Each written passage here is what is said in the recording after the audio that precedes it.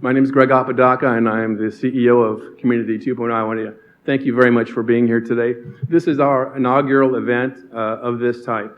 We've run in the last few years. You might know that 3 years ago, I quit my job to dedicate my life to helping solve the climate emergency challenges.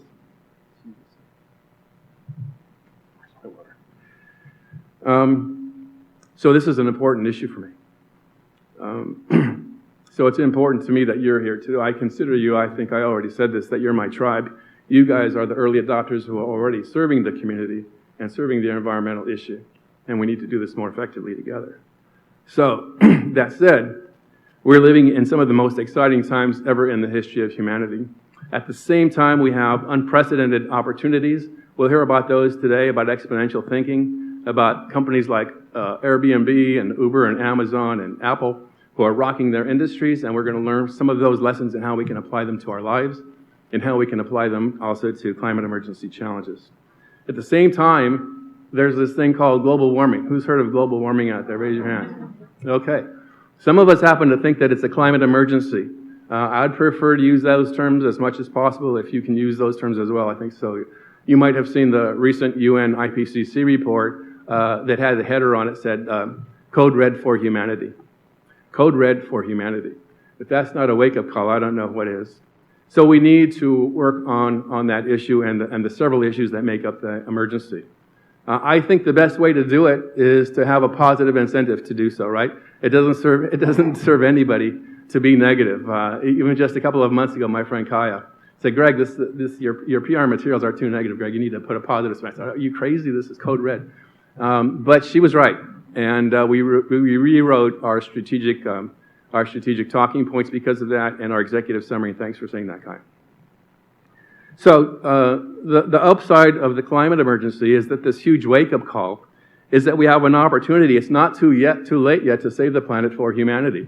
We're on a course to disaster right now, ecological disaster. But the futurists that I listen to say it's not too late, but we have to come together. The movement that we need is a global movement on par with America and its allies mobilizing during World War II, when Chevrolet started making tanks instead of cars, and when people turned in their personal jewelry to make electronic circuits and bullets. That kind of mobilization is what we need. Technologically, we need innovation and a movement on par with the moonshot, the original moonshot, when President Kennedy in 1961 said, we're going to send a person to the moon and back, bring them back safely, and we had the technology to do that. That technology had to be invented. We're in the same situation here right now with the climate emergency.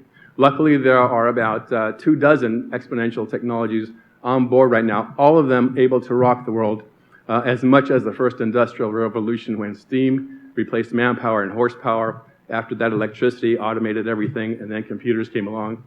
And we're now in the fourth industrial revolution with about 24 different technologies that are rocking the world.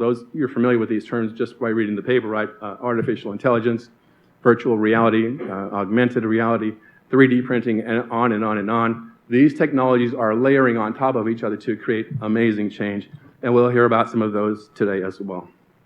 So, one of the big drivers for the green economy is the shift from fossil fuels, all the oils that we're digging up out of the earth and burning them. And this major shift that's been going on for years now, but that's hitting a turning point as renewable energy sources like wind and solar become less expensive than oil. Major change.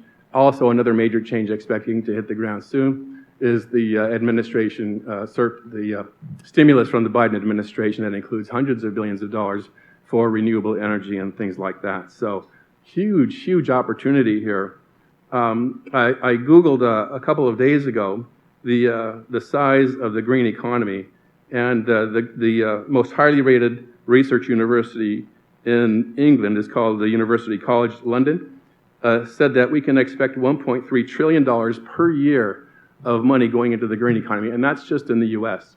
Globally, we're expecting 6 times that much, so $7.8 trillion globally every year is what we can expect. Think about that. Anybody can use an extra $1 trillion out there besides me? Yeah, right. So we have an opportunity now to attune ourselves and our businesses to have that be a windfall that ends up, at least part of it, in our pockets. If we're not business persons, instead, if we're career-oriented, huge opportunity now to find your passion and something that really means something, saving the humanity for your kids, right? My nephews, folks like that. So I would encourage you, please take heart what we say today, and please take the opportunity to engage either your business or yourself in the green economy. So before I tell you a little bit more about our program, a lot of folks did a lot of work, and they're still doing a lot of work around the room to make this a great event for you. So I'd like to say thanks to our committee. If you're in the room, please raise your hand when I call your name. Rahima Magnuson, are you here? Outside. She's outside working? That's where she should be, too. Lock that door, keep her out. Ray has become such a good friend over the last few years, and she likes to call herself my wing woman. We've been attached at the hip for about the last 4 months, and she's just an amazing person to have on board, an emotional support, and just she's, can do everything I can't do on a computer. Jolene O'Brien, are you in the room? Back in the back of the room. Jolene, I think I've known Jolene about a year and a half, and another one attached to the other hip, right? Jolene is the greatest doing our graphics work, doing work for our website. The program that you'll see today is probably already up on the screens here. All that's Jolene's work, so thank you so much for doing that, because I don't know how to do that either. Chris Wesley, are you in the room? Chris Wesley over here is in charge of technology, all of our technology. Everything that you see here was organized by Chris. John Lang, in the room back at the table as well, second in command in technology. I should mention that most of these folks I'm mentioning to are leadership Pasadena grads, so if you're considering going through a leadership program in town, that's the best one. Talk to Kaya. Dan, are you here? Dan the Now Man, back in the back of the room. Dan heard about what we were doing and said, hey, I have a TV show on cable TV. Can I film your show? And we'd like to take the 4-hour program and boil it down into 2 half-hour segments. So, wow, what a huge help, right? And we're taking his feed, I think, and streaming it live right now. I think we have about 50, 60, 70, maybe 80 people in the room, including the back room there and outside. And we just heard last night from our partner, Innovate Pasadena, that we had 50 reservations of people who are streaming this live right now. Who knows where they are on YouTube. So for a first-time event, I think we did pretty good. Stephanie Yamashiro, is she in the room? Back there. Another. How many hips do I have? Stephanie Yamashiro and Sandy Lee, are you in the room too? Sandy's right here too. Hugely helpful in helping us to reach out and market the event. So how about a round of applause for these guys?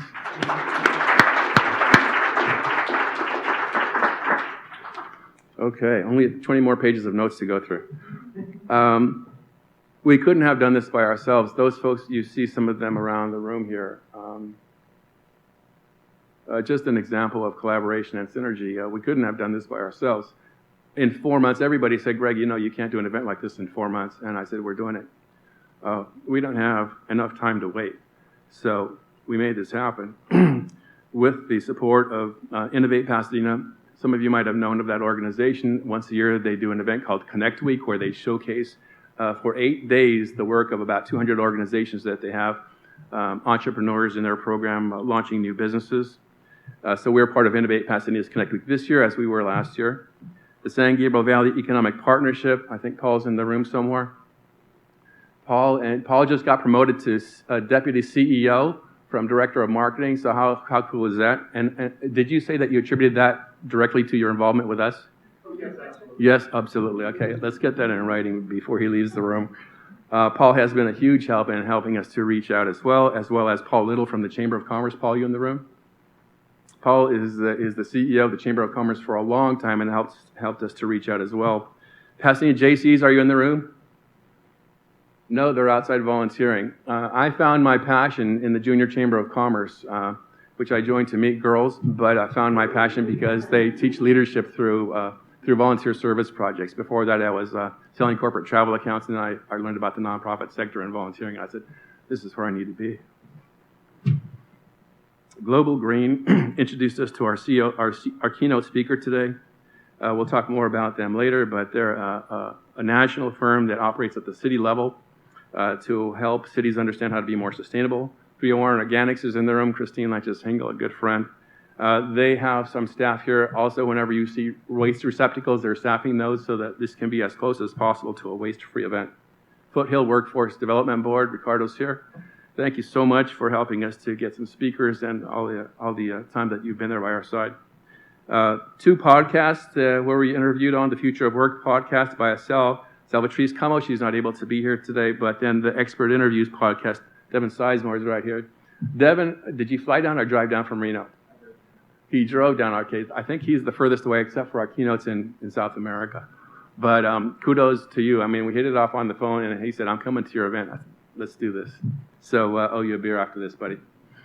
Dan, the Now Man Show, we already mentioned that, videotaping the event for us. And then let me also say special thanks to Patagonia for coming through with a donation. And then also another shout out to Leadership Pasadena. In our first class back in 1999, I was a director of the organization then. And it's come fast forward to this event, and I said, we need an event to focus on the positive aspect of the climate emergency, on business opportunities and career opportunities. And I called Tom. I said, we need this. And I said, Tom, I don't know anything about economic development. Who can I talk to? And he said, you need to talk to Cynthia Kurtz. Cynthia is the former executive director of the San Gabriel Valley Economic Partnership. And she said, Greg, you need to talk to this person, this person, this person. Gave me a whole list. And we were off and running. And those are the connections that came through Leadership Pasadena to make this possible. So, good deal, huh? I'm feeling pretty good about all these connections. If I haven't already said it, the biggest opportunity that we have here today is not listening to me or even listening to the panelists. I would really encourage you to walk around the room and get to know people, because our ability to collaborate more effectively together is what we need to overcome these huge challenges that the climate poses. So please take the time to get to know the folks at the other table. And I would say the first question after you announce your name is, how can we collaborate? What do you do that we can do together more effectively? So please make that happen. On our agenda today, we have we've convened experts on 3 different topics, and we'll have 3 panel discussions here. The first on green business opportunities, the second on the future of jobs, and then the last one is on exponential thinking. In between that, we'll have, you guys all saw that cool, tricked out hybrid car outside, right? We'll have a demonstration and a quick video on that car and how modern technology can serve a social justice purpose. And then to start things off, we have a wake-up call from our keynote speaker, Eduardo Gutierrez. Eduardo is a board member of Green Cross International. So check this out. Green Cross International was started by President Mikhail Gorbachev when he left being president of Russia. You might remember, those of you who are old enough to remember him, might remember that he was a different kind of Russian president. He didn't have this antagonistic view of the U.S. In fact, he wanted to kind of make things, smooth things over. That's probably why he didn't last very long. But he said when he exited that there needs to be an organization like the Red Cross that works internationally to respond to emergencies. We need something like that, but they need to focus on the environment, and he started the Green Cross International. Soon after that, a woman said we need to have a chapter of that in the U.S., and that organization is called Global Green USA. So Eduardo is a board member of the Green Cross International and also on the International Board of Global Green USA. Global Green focuses on integrating the shared interests of people, places, and the planet. They are on a 10-year mission to lead a global response to keep us within planetary boundaries. Right. Their CEO, Bill Bridge, and I met recently through an LP facilitator, Kathleen Terry, and we hit it off and agreed that we need more effectively to work together to ramp up the impact that we're having on climate challenges. So we'll be doing that. We'll be talking to the CEOs and leaders in 29 cities around the country and introducing them to a new business model called exponential organization, so we can greatly increase the impact that they have on the climate emergency. So we'll talk more about EXO and exponential organizations on the last panel today. But to kick it off, our keynote speaker, Eduardo Gutierrez, is joining us from his home in Uruguay, South America. I couldn't believe how lucky we were to get this gentleman to speak with us. He has a PhD in law and social sciences from universities in Uruguay and here in the U.S. from Columbia and Harvard. He served with the United Nations Development Program for over 30 years. He's managed conferences, global conferences on the environment. Raise your hand if you've ever managed a global conference. No, Eduardo's managed 3. Okay. The Climate Change at the Earth Summit in Rio in 1992, the Environment and Development Summit in Johannesburg in 2002, and then Rio Plus 20 in 2012. This guy's got some serious street cred in the environmental sector. So here to talk to us about the green economy and how radical change is possible Please help me welcome Eduardo Gutierrez.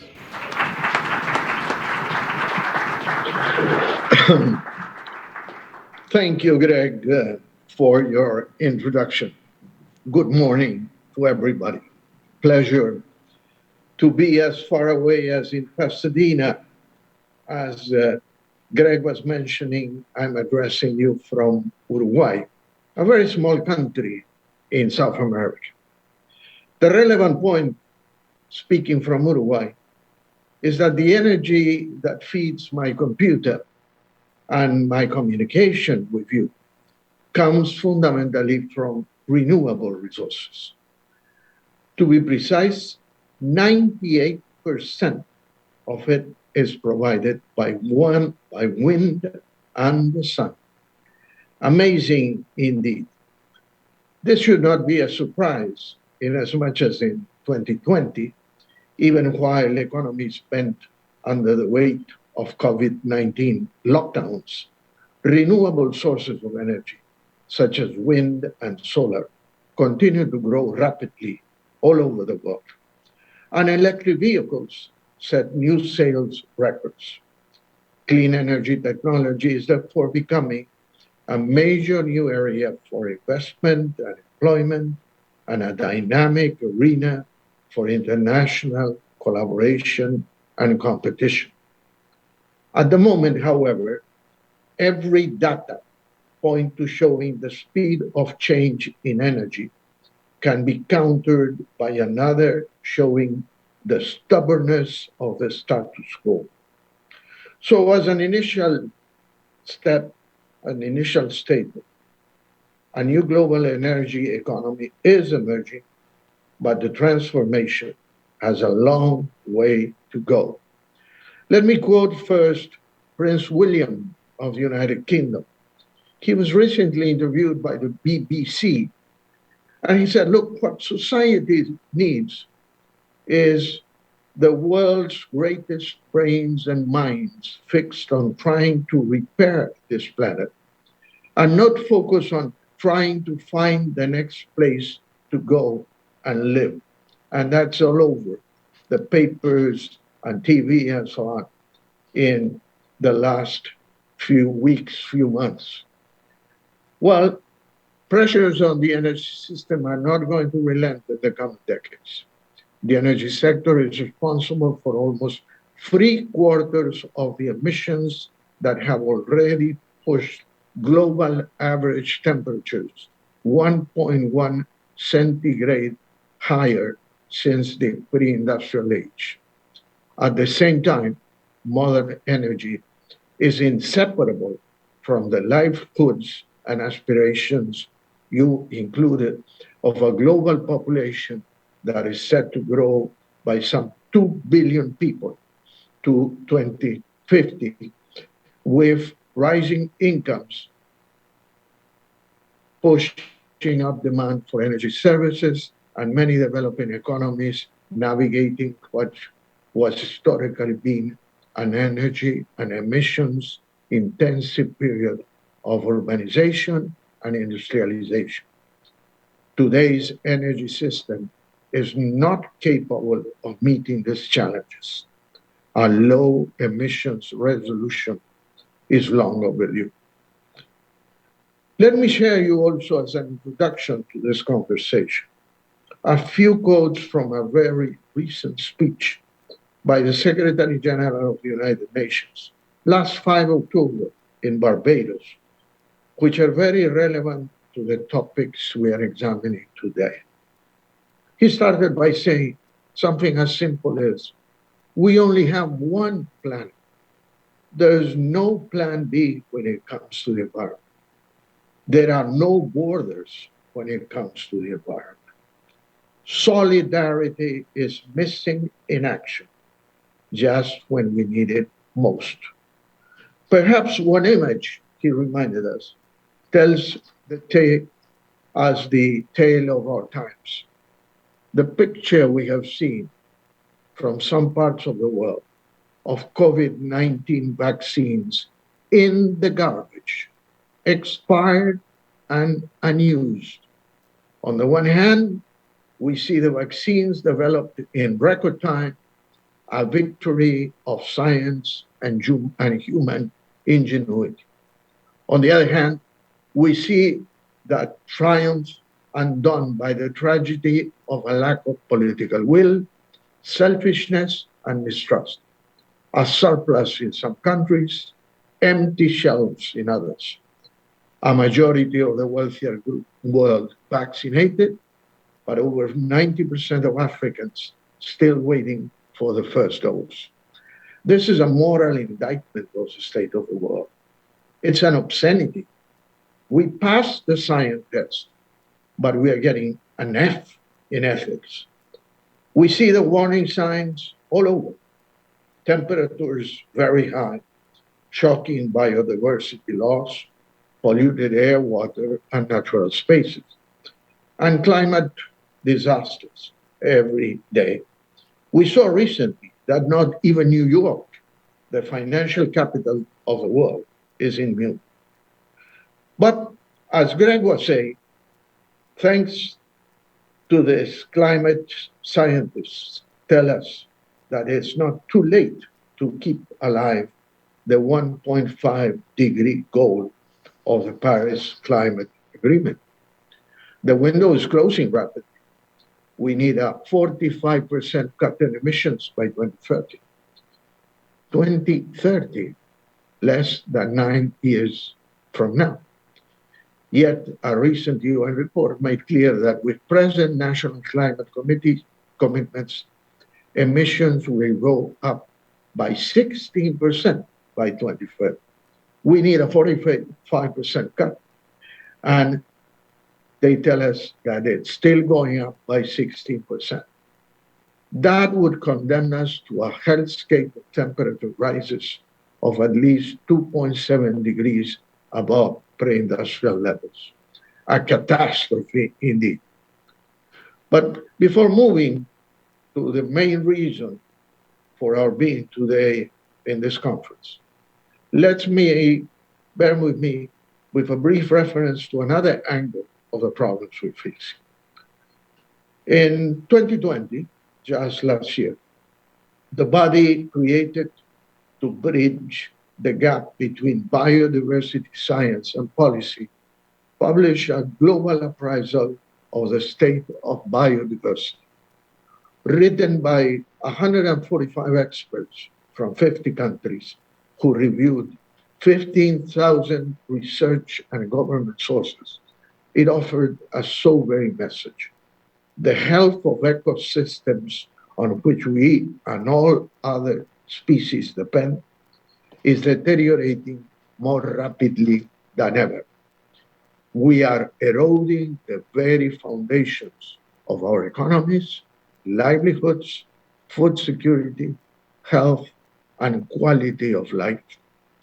According to the 2020 Living Planet report produced by World Wildlife Fund and the Zoological Society of London, two conservation and research groups, very famous indeed, the populations of mammals, birds, amphibians, reptiles, and fish shrank by 68% on average between 1970 and 2020.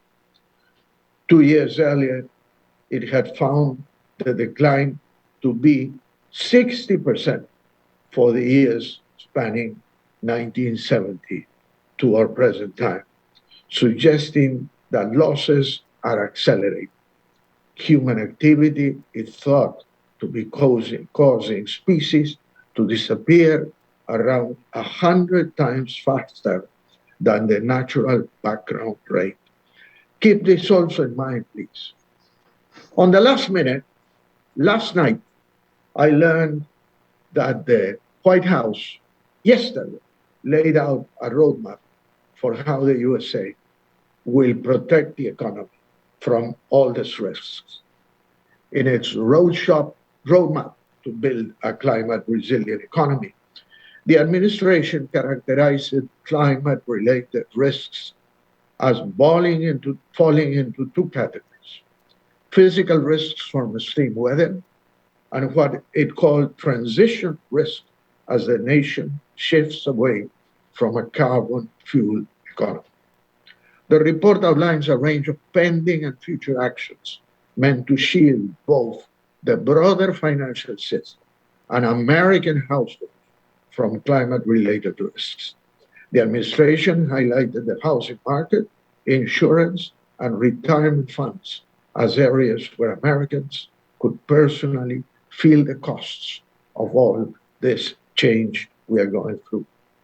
The actions being recommended reflect a significant shift in the broader discussion about climate change, suggesting that the nation must prepare for the costs that families, investors, and governments will bear.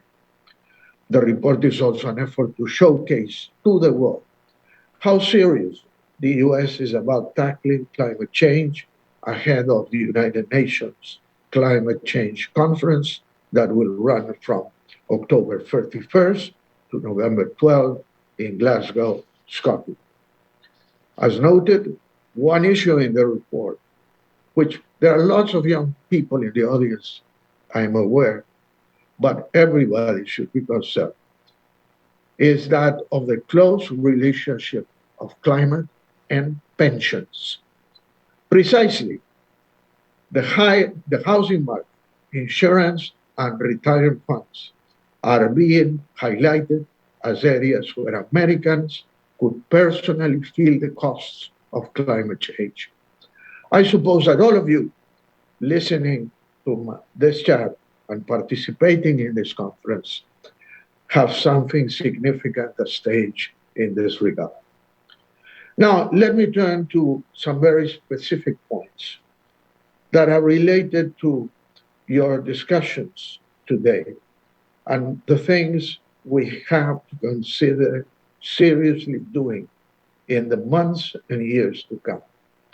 First, we have to understand that radical change is possible. I repeat, radical change is possible. As Greg was saying, second point, the biggest challenges facing humanity, some of which we have just gone through, are also the biggest business opportunity. And third, we are stronger together. And let me dwell a little on each one of those points. Radical change is possible. Greg was mentioning something about this a few minutes ago. 3 companies that have disrupted their industries are good examples that those changes are possible. Amazon, Airbnb, and Uber.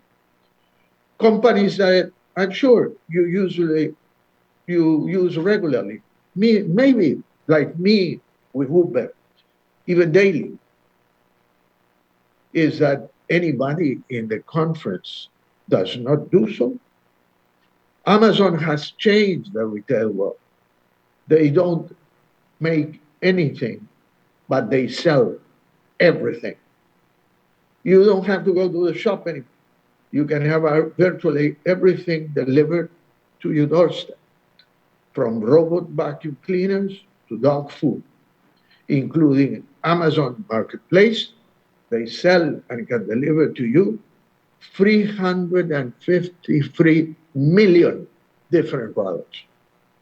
Airbnb has radically changed the hotel business. I travel a lot, and I give credit to them. They don't own any hotels, but they are the company with the largest number of rooms available for overnight stays. With 4 million rooms, 4 million rooms, they give you access to more options than the top 5 hotel chains combined. So alert Marriott, Hilton, and the others. Uber has radically changed the taxi business. They don't own any car or employ any driver. All business is booked and trips are scheduled on smartphones, even the tip to the driver. In 2019, Uber and Lyft handled 78% of rides out of the region of Los Angeles. Old school taxis, just 22%. The writing is on the wall. Companies using the internet and smartphones to conduct business will somehow own the future. We therefore need to alter the current trajectory where climate change could erase 11 to 14% of global product by 2050. A recent report found that the 215 biggest companies in the world have valued their climate risks at about 1 trillion. The opportunities at the same time are double that amount. In other terms, they have the potential to double that amount from a move to green economics, and thus the second point I just referred to. The world's biggest challenges are also its biggest opportunities. The world needs established business, entrepreneurs, nonprofits, governments, and every individual's best ideas to solve its many challenges. Look around you. This is the audience in your room today. The 20 partners or organizations who helped produce the event represent every one of the groups I mentioned. You are the solution. We all who care about making a difference with the work we do. We who want to grow our business and do good for the environment at the same time. We who love our families and want to take action to save the planet for them. The world needs us in the audience today to step into these opportunities. Please come up with innovative ideas and try them. Whether you're a business owner or employee, it doesn't matter. Young or old, doesn't matter. Color of your skin, doesn't matter.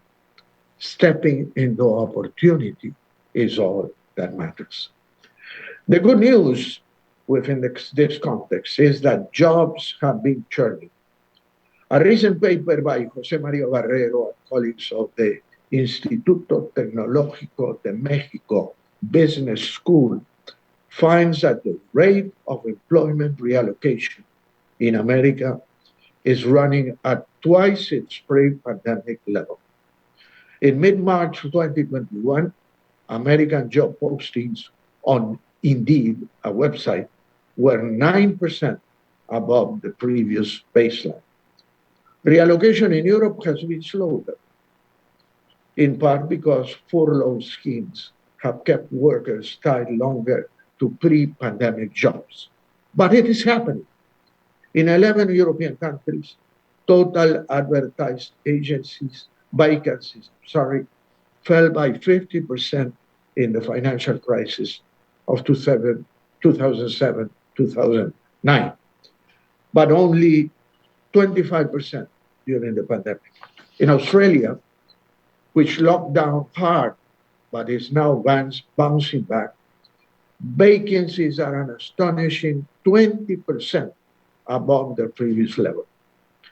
Extra demand for workers has in part been met by existing companies, but new firms have also entered the market to fill gaps. America has seen a burst of startups. In 2020, 1.5 million firms that are likely to end up employing people were founded. According to official data, this was up by 16% on 2019. Other countries, such as Britain, Canada, and France, saw a similarly big rise in business formation in the second half of 2020. A recovery with lots of startups tend to be more jobs rich than one without, since young firms are typically quicker to expand. Now, on the third point, we are stronger together. This conference has 20 partner organizations helping produce and support. What you see today is the result of the combined expertise and resources of all these organizations. Greg was clear about that. No single partner could have produced as well as all 20 did working together. When you take a stand for the environment, others pay attention and they follow you.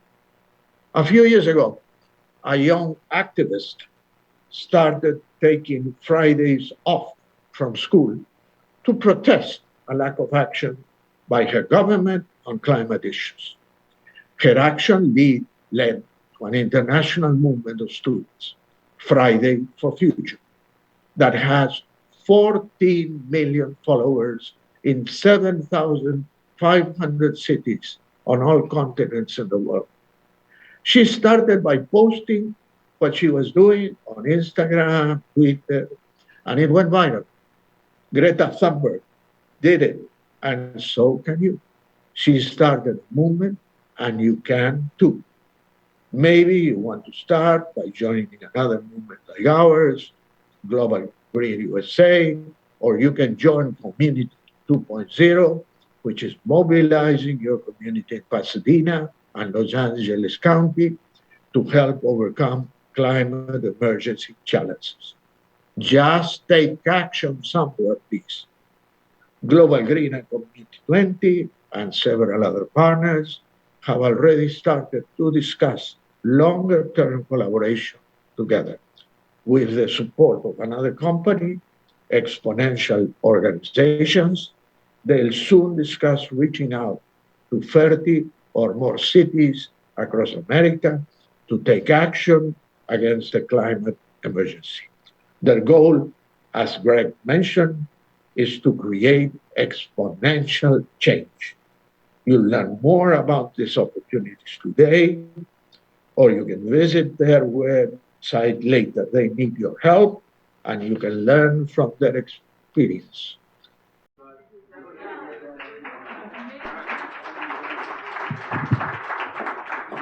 Okay. You know, when I first met him, it was only, seems like about 4 days ago. Our original keynote speaker was going to be Bill Bridge, who was the CEO of Global Green USA, and he had to cancel 4 days ago. Right? We were thrown for a bit of a loop, and luckily he reached out to his board member, and we hit it off. And the second half of his speech, I probably could have written that myself. I think he just really hit some great points, but obviously he's been around and doing this much longer than me. So anyway, another round of applause, please, for Eduardo Gutierrez. Okay, let's move on. Where's Scott? There he is. Okay, Scott Andrews. Let me just introduce you. So you guys all saw that tricked out Toyota hybrid out there. Called Aclima. On the side it says the car that measures air quality. Scott Andrews is responsible for bringing that car down here with his partner Jeannie, and drove it down from the Bay Area a couple days ago, right? Actually, this one was monitoring here in LA County. Oh, it's a better story when you drove it down. Oh well. Oh well. I have driven them plenty of times down. Okay, so there you go. He's driven it several times. This time he faked it. So anyway, so Scott is the Director of Partnership Development and Sustainability for Aclima. I want to give a shout out to Day One and Nanetson Rodriguez and Christy Zamani for introducing us to these folks and helping us understand why their work is so important. So here to tell the story of Aclima, please help me welcome Scott Andrews.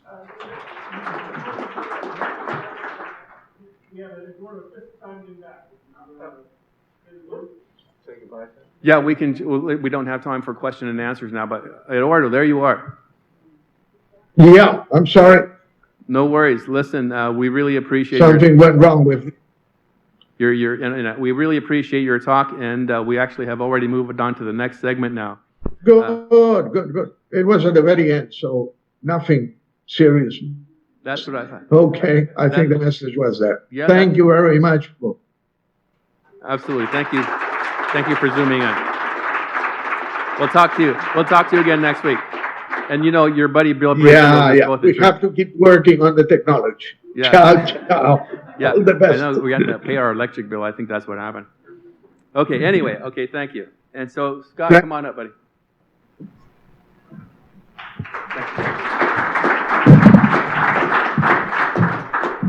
Hi, good morning, everyone. Thanks again, Greg, for having me. And to Day One and Bassett Avocado Heights Advanced Energy Community and the Energy Coalition, who are several of our partners here in Southern California. So Aclima, as Greg mentioned, we measure air quality. We've been around for over 10 years now. Most of that was doing R&D to design sensor systems that can be put in vehicles. And so we drive these vehicles around 24 hours a day, 7 days a week, to measure block by block air quality. And we do multiple passes of every street so that we can develop these really dense baseline maps of every community that we're in. So what we and others in the air quality monitoring space have found is that air quality can really vary significantly from one block to the next. Like, depending upon the pollutant and the area and the day, like you can have like an 800% change across just several hundred yards. So it's really substantial. And we're not trying to replace the existing regulatory monitoring stations. Those are great. We're just trying to augment them because you miss a lot with with these large regulatory stations. And there has been an obvious increase in interest in this type of hyperlocal air quality over the past several years. With wildfires and more trucking. It's true that companies like Amazon have really disrupted the retail space, but with that come other issues. Like we have more trucks than ever on a lot of our city streets and in neighborhoods where there weren't large vehicles before. So these types of issues are what we're hoping that our data can be used to address and to clean the air quality for everyone.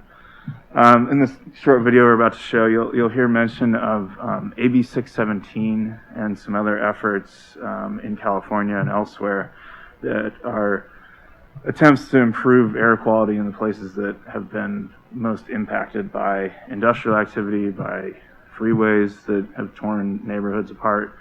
AB 617 specifically, Assembly Bill 617 here in California, was sponsored by Assemblymember Cristina Garcia out of the East LA area. And you'll hear her talk about it a bit in this video. But the bill was passed in 2017, as I mentioned, to identify communities that are most impacted by local air quality issues. To date, 15 of these communities have been identified by the California Air Resources Board, and those communities then form these community steering committees with the help of their regional air districts. In this part of the state, it's the South Coast Air Quality Management District. Up where we're based, it's the Bay Area Air Quality Management District. There's one in San Diego, Sacramento, others around the state. And so they help communities to organize and address their local air quality issues by developing community air monitoring plans, of which we've supported several. And then after they have done some monitoring and honed in on where the issues exist, they then develop these community emission reduction plans. And so our goal is to help support these environmental justice communities with data by identifying areas that need interventions and then tracking the progress of those interventions over time. So that's kind of what we do in a nutshell. And I look forward to answering any questions when we're done here or at the table or out at the car later. But we'll play the video now and then can ask some questions.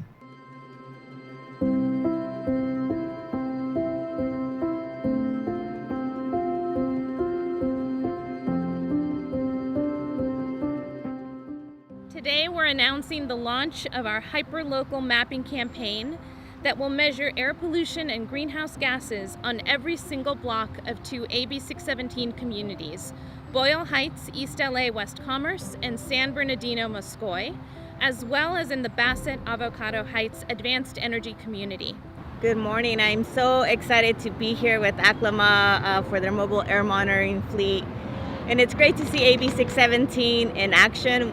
Today is a reflection of what I envision 617 to be, where it's a partnership with the community and they get to identify some of the solutions and how the money should be spent.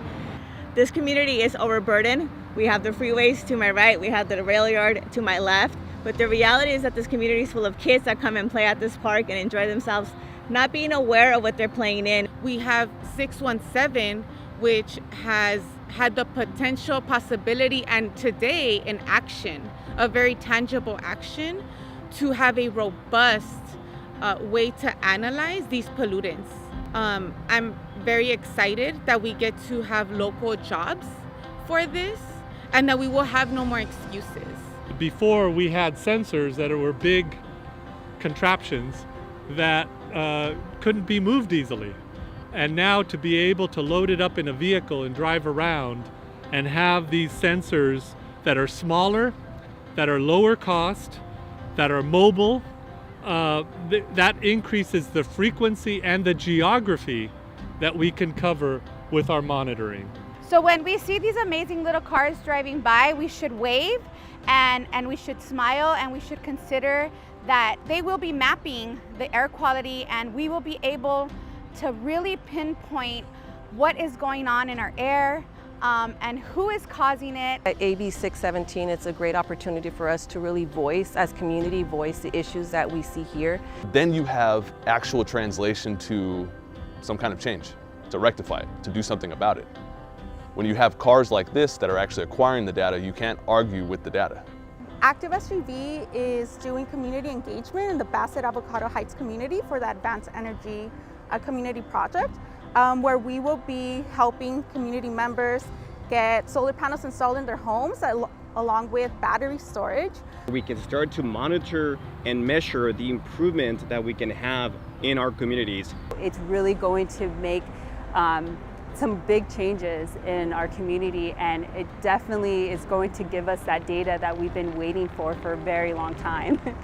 We are capable of meeting this moment through deep and bold partnership across sectors, regulators, communities, technology innovators, policymakers, and advocates working together to transform the future. We know that the emissions that are causing the greatest challenge are the ones that we see around us. It's all those trucks on the highway. It's those locomotives. It's those areas associated with goods movement. And working together with the California Air Resources Board, with the state legislature, with the federal government and US EPA, we can make a difference. Excited for today and excited for the long-term relationship with ACLAMA to bring this all over the state. We will have reasons, we will have data, we will have research to be able to move policy, to be able to hold polluters accountable and have the quality of life that we deserve.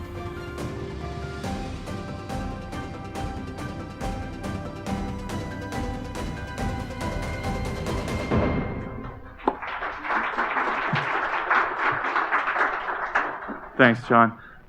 Probably, yeah, or you can come ask me questions. I know we're running a bit behind, so. Okay. Yeah, cool. Thank you. Oh, and we are hiring too, so we're always hiring from a range of jobs. So please come talk. I could use a job. Later on, my wife said that. Anyway, okay, how cool is that this kind of exponential technology now is available, that we can find the polluters and pinpoint them and have the data to prosecute them and say, hey, you're polluting the air that our kids breathe, then we need you to pay for that or quit doing it. So, okay, fast forward to our first panel of the day on the topic of green business opportunities. Can we have the moderator and panelists come on up here, please? I'm going to let Rob McClinton introduce his panelists. But first, a few things about Rob. Rob is the executive director of Idea Lab Alumni Association. So you probably, if you're in Pasadena, have heard of Idea Lab, a big tech incubator. In fact, I think it's the longest run tech incubator around. It's founded in 1996, I think, by Bill Gross. Is that right? Okay, good deal. Rob, come on, guys, come on up. Rob's also the chairperson of Innovate Pasadena. I mentioned them earlier that they're part of Connect Week. They run that yearly. So he is a well-respected technologist, especially in the area of entrepreneurship. Innovate Pasadena helps entrepreneurs and cutting-edge organizations connect and succeed. So please help me in welcoming Rob McClinton and his panel.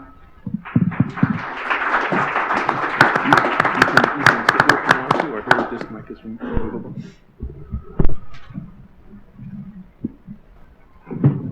Thank you, Greg, for those kind words. Well respected.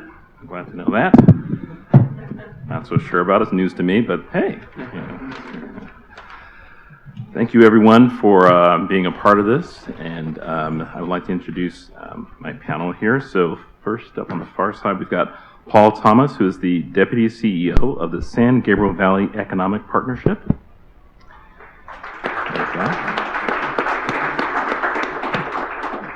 I'm going to skip because I just love his title, so I'm going to come back to that. Next, closest to me here is Drew Schula, who's the founder and CEO of Vertical Group and founder of the Net Zero 2021 conference. And a man who has the best titles that I just have to get these together myself. Professor Reverend J. Michael Hulls, owner of Zero Waste USA, Principal Sustainable Environmental Management Company. I had to, when we first talked yesterday, I was like, is it Professor or Reverend? Like, what do I call you? There's a lot of titles there. Okay, so we're going to talk a little bit about the green business opportunities and some introductory comments here.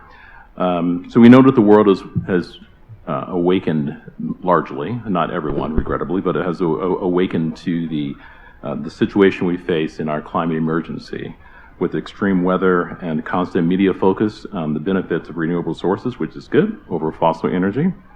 We also see a lot of forces pushing back against that. As the pandemic-driven recession lifts, we've seen some changes in people's behavior, both for the good and for the bad. There was some backsliding that came with during the pandemic. And the Biden administration has hundreds of billions of dollars earmarked for environmental issues. And the question is, when and how will they impact the world, the nation, and our environment here in California if they pass? It's regrettable if on that one. So we all know that many sectors of the economy were hard hit by the pandemic. Many businesses were struggling to stay afloat, and they still are. The question is, are businesses taking this time to plan for changes with the shift, or are they just trying to keep the lights on and move on to day to day? And what can we expect the changes in the economy to be? So we're going to explore some of those questions here today and to see, what do we think coming out of the pandemic pause that we'll be able to affect as far as moving forward? Because we did see, as Greg has said, and as our friend from Uruguay, it's a great little country, by the way. If you haven't gone, you should go. Beautiful. Pointed out that we never thought that we could make big change. But for a lot of us, I think was it March 12th last year, or it wasn't 17th, because that would have stuck in my head in St. Patty's Day. But March 12th, everything stopped. And for many of us, we hadn't seen anything like that since 9/11, where you looked up and there were just no planes, right? And so this was even worse. There were no planes. There was nothing, right? But we figured it out. A lot of people lost their lives but as far as keeping ourselves going, we suddenly found the ability to put funds into the market to keep people going. We found the ability to keep people from being evicted en masse. Like, we found the will and the ability to do things, to make things that we never said would be possible. We did it, and we did it fast. Everybody talks about government, but government moved fast when it came to solving those problems. So let's talk a little bit about business and the landscape and how we can all work through this together. So one of my first questions here is on the green business landscape, and two of my panelists here have green businesses. So how has that changed, and how do you think it will continue to change as we move forward? Let's start with you, Drew. Yeah, hey, can you guys, kind of loud, can you guys hear me okay? Good morning. Maybe I'll just keep this in here, I think we can hear each other. But man, shout out to all of you guys for giving up your Saturday morning to be here. Very, very happy to be here with all of you and just have a conversation today. Thank you to Greg for organizing. But yeah, the business landscape I think has really changed. I think one quick comment regarding the pandemic last year was we had the total shutdown of the economy like we just talked about. And Bill Gates had an interesting quote that he said that I think the total global carbon emissions only dropped by about 8%, which, you'd think it would be potentially even more than that with such a large global shutdown last year, but we still had like 92% of our annual carbon emissions still happened last year. So we have a really massive change that a lot of us in the room here are working to catalyze. Radical transformation, the word radical, our keynote speaker this morning shared with us as well. And a big part of it, the global carbon footprint, is fossil fuels. So in my world, I'm in the building world. I have an architecture background. I'm doing green building consulting, and I organize a conference called the Net Zero Conference every year around the built environment and other industries about how we can reduce our carbon footprint. And so as multiple speakers have talked about this morning as well, there is really a huge opportunity. A huge challenge creates a huge opportunity. So that's really what my business is focused on. But I don't know what you guys have to say in this regard as well. Thank you very much, Drew. I guess I'll go ahead and just say a couple of things. I've been involved in environmental matters for about 50 years. And in that time, I consider myself to be very fortunate to have viewed a lot of change. Change is inevitable. And it's just how we make those changes, how we institute those things at an individual level. And I love the idea of radical. When I was in college, I was a radical. And radical was defined as to the roots. And the idea is that we have to really grow this from the grassroots. And that means not only in citizenry and in government, but also in business. And there are a number of companies that have done tremendous efforts in terms of disruption. And we heard some of those today and how things can be disrupted and things can change. I just recall when I was sitting in an audience when I was like about 17 and listening as part of a group that was organizing the first major grassroots organization in the nation, which was the California Resource Recovery Association. And we were a collection of students and businesses and activists and such all coming together. But we listened to a speaker who talked about, when will you people, you recyclers out there, get it through your thick skulls that you're never ever going to recycle more than 2%. And it was like a challenge. But today, we're talking about zero waste. We're talking about net zero. We're talking about substantive change. Things have changed in those 50 years. So I'm here to tell you that don't give up the fight. It is what we got to do. It takes time. And as a geologist, time is probably our most difficult thing. But if we just keep the faith and work at the grassroots level, we can affect the kind of change that will see the results that we demand today. But I don't know. Let me turn it over to my colleague here. Yeah. So I work for the San Gabriel Valley Economic Partnership, and we support local businesses. And I suppose every panel needs a villain, and I'm the one this time. The gas company is a pretty strong supporter of our business, but so is SoCal Edison. So we're always trying to deal with this balance. And so we do see some of the negative things that come through, but there's signs of positive change. I mean, I watched the NFL, and there was an ad for a Ford F-150 hybrid, which is mind-blowing to me. So that you can actually see evidence going on that people are changing behavior and they're interested.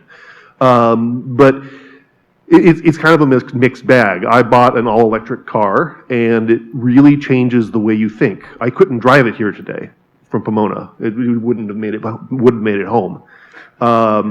It's a simple fact. What that means, though, is that we need to be making more progress. We need to be improving the kinds of cars. An affordable electric car should be able to make it from Pomona to Pasadena and back. And we're not quite there yet, but we're moving that way. So that's my comment. Mm-hmm. So building on the idea around local businesses there, and also being the villain on the panel, which I appreciate. We had a conversation in the green room. We actually started this panel back there. You should have been there. It was great. When we talk about some of the things that we need to do in the economy, everyone has motivators and things that they're trying to pursue, including the gas company and Edison. But what are some of the issues you're seeing with local businesses and their ability to go green or to adopt green technologies that you're seeing? Yeah, well, if you drop by our table, you'll see I have a dining guide that we put together. We represent everybody basically from Pomona to Pasadena. And in this community, for example, one of our biggest riches is we have an amazing array of Chinese restaurants. I've lived in China for a number of years, so when I came back to the States, I was really excited to be in a region where you could get any kind of Chinese cuisine you want. Those places absolutely rely on gas, and you really can't run a Chinese restaurant electrically. It can't be done. Other people that we're involved with include like Rose Hills Mortuary. You can't incinerate a body with electric power. It can't be done. And if you do it, it's not going to smell good. So there are businesses that are definitely directly affected by this. The larger businesses seem to be pivoting much more easily than a lot of the smaller ones are. So, it's great. I'm glad to see that happening. So. I wouldn't mind responding to that. So, and not to paint Paul as the villain at all. I don't want to, but I would like to talk about the gas company. But Paul, I mean, I know you're sounds like you're funded by the gas company in part. And my company, I'm a green building consultant, and we've actually taken money from SoCal Gas in the past as well. So I'd just like to tell a story about this. Because when you think about fossil fuel use, you typically think about oil and coal for the most part, but natural gas is one of the largest impacts of carbon emissions in the country and in the state. And so SoCal Gas is one of the biggest bad guys out there locally. They have a massive carbon footprint. And it's funny, I'm in the green building industry. The U.S. Green Building Council local chapter here in L.A. every year has done their annual event at the SoCal Gas facility in Downey. It just makes no sense for the past 20 years. And that's the industry that I grew up in here in LA, and I didn't really connect the dots until the past couple of years. There's been this huge push towards electrification in buildings in the state of California, which is really needed and important, in getting gas out of buildings. And that's the future. That's going to happen. There's already 50 cities around the state of California that have legislation enacted now that will remove natural gas in all new construction, and that's just going to continue. Then there's all these legacy buildings as well. The existing building stock, 99% of the buildings that we're in today that have natural gas connections. So it'll be decades before this whole story plays out. But anyway, I just wanted to share the story that, the SoCal Gas, I have a lot of friends there. Paul's a really nice guy, and, we're on this panel together today. There's really great people involved on both sides of this thing, but it's when money is involved in these really big impacts and interests in the transition away from fossil fuels to renewable energy, money talks and influences a lot of people. And when we were starting our net zero conference 9 years ago, we received funding from SoCal Gas. But then we're talking to folks there, and they're trying to change the conversation of what we're presenting about at the conference to move towards net zero. So they were influencing our ability to have the discussions that we wanted to at the event. Their money was buying our influence. So we made a really tough decision last year to no longer accept money from SoCal Gas, which was about 10% of our revenue. It's a huge business decision for me as CEO, something I'm super proud about because this is paying for our people and our time, but we thought it was really the right thing to do. We felt like we were selling out and changing the narrative based on receiving money from SoCal Gas. So it's really insidious, sort of greenwashing happening. It's a massive carbon footprint from the gas company that you all should be aware of. And it takes a lot of courage to make these big decisions to really catalyze this radical transformation that we're talking about. So I encourage all of you guys to think about that. Think about the influence of money from the fossil fuel industry and the work that you do every day, no matter what it is, and try to eliminate that. Well, also, it underlines the need actually for public funds. I mean, obviously, there's a massive package going through Congress right now, and they're talking about green business as an infrastructure issue, which is new. I don't think that's ever really been lumped in before. But we need it from the state as well, and that means all of us have to be using our influence. So. You mentioned earlier when we were talking back that there was a rule or regulation in LA County where something you could no longer do in LA County, but they just shifted all the business over to San Bernardino. Yeah, that's actually it's kind of a different topic. That's the indirect source rule. There is a kind of an arbitrary limitation on how many cars or trucks can dock at a warehouse in LA County. This just came through recently. And the difficulty, of course, is that the transportation industry isn't going to change with that. I mean, Amazon is making enormous amounts of money. Things are getting shipped, and limiting the number of trucks at LA County warehouses is just pushing the business out to the Inland Empire. If they're still there, I mean, the trick really isn't limiting how many trucks can dock at your warehouse, it's getting trucks that can run electrically. And somehow they've got to be doing the R&D faster. Foothill Transit recently built a whole fleet of electric buses. Most of them are parked. They just weren't up to the task that they were supposed to be doing. So the question really is, how do you fund people to get that moving? And that's really where the issue is. It doesn't happen naturally. The invisible hand doesn't care about carbon emissions. And so you've got to find a way to incentivize progress. And that's the trick, really. Yeah. Go ahead. Yeah, I'd like to mention one thing about incentives and procurement. The many cities and counties in California, and I'll address just California right now, is that we have a resource that we commonly toss away called trash. And there's recyclables, there's organics and things of that nature. The emphasis right now is to focus on developing alternative fuel vehicles.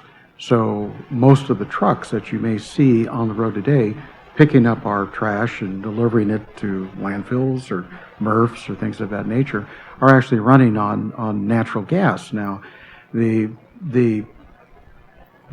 procurement aspect of SB 1383, which is the global warming, it's the methane related to methane generation. The idea is to procure fuel that is derived from food waste. And so that is a major change, but that's an important change because heretofore the natural gas that was used in many of these vehicles, lower emissions, has been from fracking. Okay, has come from the fossil fuel industry. So this is a really wonderful change, and every single jurisdiction, local jurisdiction in California, is required by SB 1383 to develop these markets and to procure the equivalent of 160 pounds of organic material per person per year.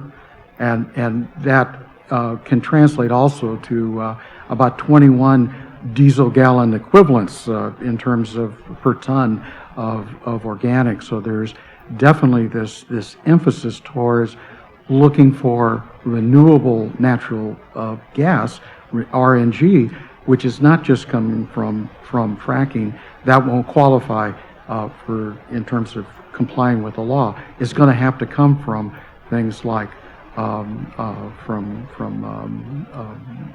digesters. It's going to come from the material that is actually being produced in our cities.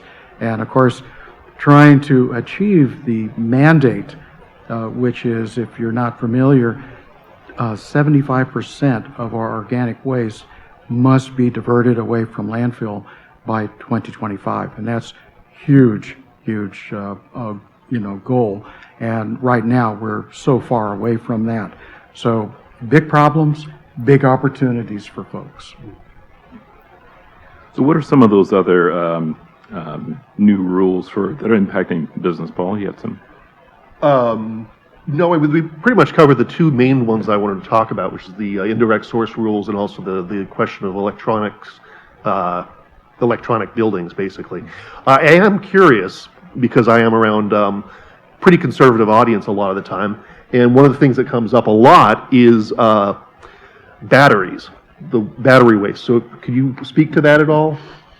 That's I'll try to speak to that. Thank you very much. Yeah. The issue that we have in front of us is electrification requires a lot of batteries. It requires not only the production of batteries, which means that we have to find lithium, which is the best material that we have right now to produce batteries, so that's got an issue, but we also have to find a way to more adequately recycle and handle the materials that are going to be end of life. So these are issues that have not been fully solved, but for most of the batteries that we see, like lead acid batteries, those are easily recycled. But the complexities of the lithium, nickel batteries is a little bit more difficult, and that is something that is currently in more research phase, but there are opportunities developing at this present time. Yeah, I just would take a second to maybe reframe the conversation as well, and maybe we do need to paint you as the villain over here. Because when you're bringing up examples about, cooking Chinese food with natural gas, or the problem of, batteries and electric vehicles, it really distracts. These are fringe issues that really distract from the bigger picture goals that we have in the large problems that we're trying to solve. We need to get off of fossil fuels and not worry about incinerating human bodies with natural gas, and move towards getting our energy from the sun and the wind and renewable sources. That's what we're focused on trying to do here. So don't get distracted by arguments like that, okay? Focus on the big picture. And we need to move towards electrification. It's a huge movement that's happening right now that you can become a part of today, and become a part of the solution in the work that you guys are doing, or in the career that you're looking to start right now. It takes a lot of courage, and there's so much of this greenwashing in the market as well that everybody has to be so attuned to make your way through these arguments that you might hear from interests that are funded by the fossil fuel industry. And to look at the truth and to work towards the solutions that we're trying to create. So just keep that in mind as sort of the big picture here. Also in terms of looking at the big picture, though, we do need to look at all the issues that do come up, because sometimes that can determine whether something's going to be a cost-effective solution or not. I go back to where a few decades ago, a major emphasis on ethanol production using corn as a feedstock, and producing, in my opinion, taking food and producing fuel out of it directly into fuel when people are going hungry doesn't make a lot of sense. And so we do want to be careful about how we develop our solutions, and to keep those things in mind as we're developing different alternatives. That's. No, I think that's a great segue there, John, because when we talk about the business opportunities are with the green economy, we don't actually know what they all are. And these are three great minds here to my side. They don't know what those opportunities are, right? Because no one knew what an iOS developer was 15 years ago, so they didn't exist, but we all now have supercomputers we carry around in our pocket as if it was normal, right? But I think coming out of the questions of, I run a Chinese restaurant, this is what I do, this is how I feed my family, this is how I put my kids through school, that's a real need that I have, and electricity doesn't get my oil hot enough to do that. How do I solve that? So that's a real problem that someone then can probably solve. It's not unsolvable. I mean, I'm from software, right? So it's not unsolvable, but someone has to know that it's a problem. So I wonder if maybe one of the greatest things that could come out of venues like this is to figure out, how do we then have a conversation with the businesses that make up the San Gabriel Valley Economic Partnership to find out what those problems are, to solve them in a green way. Yeah. Right. Well, I think that's exactly it. I mean, you were saying we need to reframe the conversation. I think the issue really is, when the problem comes up, that's a business opportunity every single time. You know, if we don't have the buses that we need to run an electric fleet, well, then we can create them. It can be done. It's just a question of looking at it not so much as a roadblock as an opportunity. So. And I think the conversation, just the example that you're using right now, there are all these opportunities, big picture, right? But just real quick on cooking with electric, at our Net Zero conference the past couple of years, there's been multiple presentations by chefs that are already cooking with all electric ranges now. This is something that's already being worked on and pretty far along in solution process. So try to get gas out of your kitchen and start to cook with all electric is a big thing that you all can do at home. The Southern California Edison actually just published this week a guide to how to cook with electric. Yeah, thank you. Yeah. And I think that those are great examples of things that we all can do, right? Because there is always the question of, what can I do, because the problem is so large, and I already separate my trash, but things are still getting worse, right? So one of the things I would like to know, and probably may not be able to answer this, because I don't know who your friends are in the agencies, but how do we wind up with a fleet of buses that can actually do the job? Like, that's a problem, right? Like, we bought a bunch of buses, we built a bunch of buses, and they're parked. And so gas, I'm presuming, or buses are still going around because the electric ones can't get the job done. Like, how do we as citizens figure out when decisions like that, or like the one where you don't do it in LA County, so it just shifts over, like, that became a rule, but it wasn't clearly planned out very well. Maybe it was, but I don't want to denigrate anyone's analysis. Yeah, no, we've got good friends at Foothill Transit, and it is a great company. Sometimes we just want to go fast, Yeah. And I don't know what the solution is for that one. Yeah, no, software, go fast. Just, with software, when we go fast, we just break democracy. We don't actually break buses. And so, whoa! I want to talk a little bit about waste, which is, John, your area, because when we talked yesterday, you threw out a number for me that the pounds of waste per person in the 1950s, I think that was, versus now, and this is, it's an astounding number. Can you talk a little bit about, because we all generate waste, and so that's something that we can't actually do or affect. Yeah, waste is more than just solids. It's also in energy, it's in water. There's a lot of different ways that we can even waste time. There's a lot of different things that end up in waste. We happen to be the most wasteful society in history, and it's endemic throughout our system, and it's a tough thing to get off of that. We're just like I think the second Bush has said, we're addicted to oil. We're kind of addicted to wasting in a lot of different ways. But I know that when I grew up back in the 1950s, we would probably generate about 9 gallons of waste per week. And virtually all of it was recycled or used in some way. Like food waste, we didn't have garbage disposal, so it was fed to pigs. And cans and bottles, because the waste was a lot less complex than it is today. So those things could be easily recycled.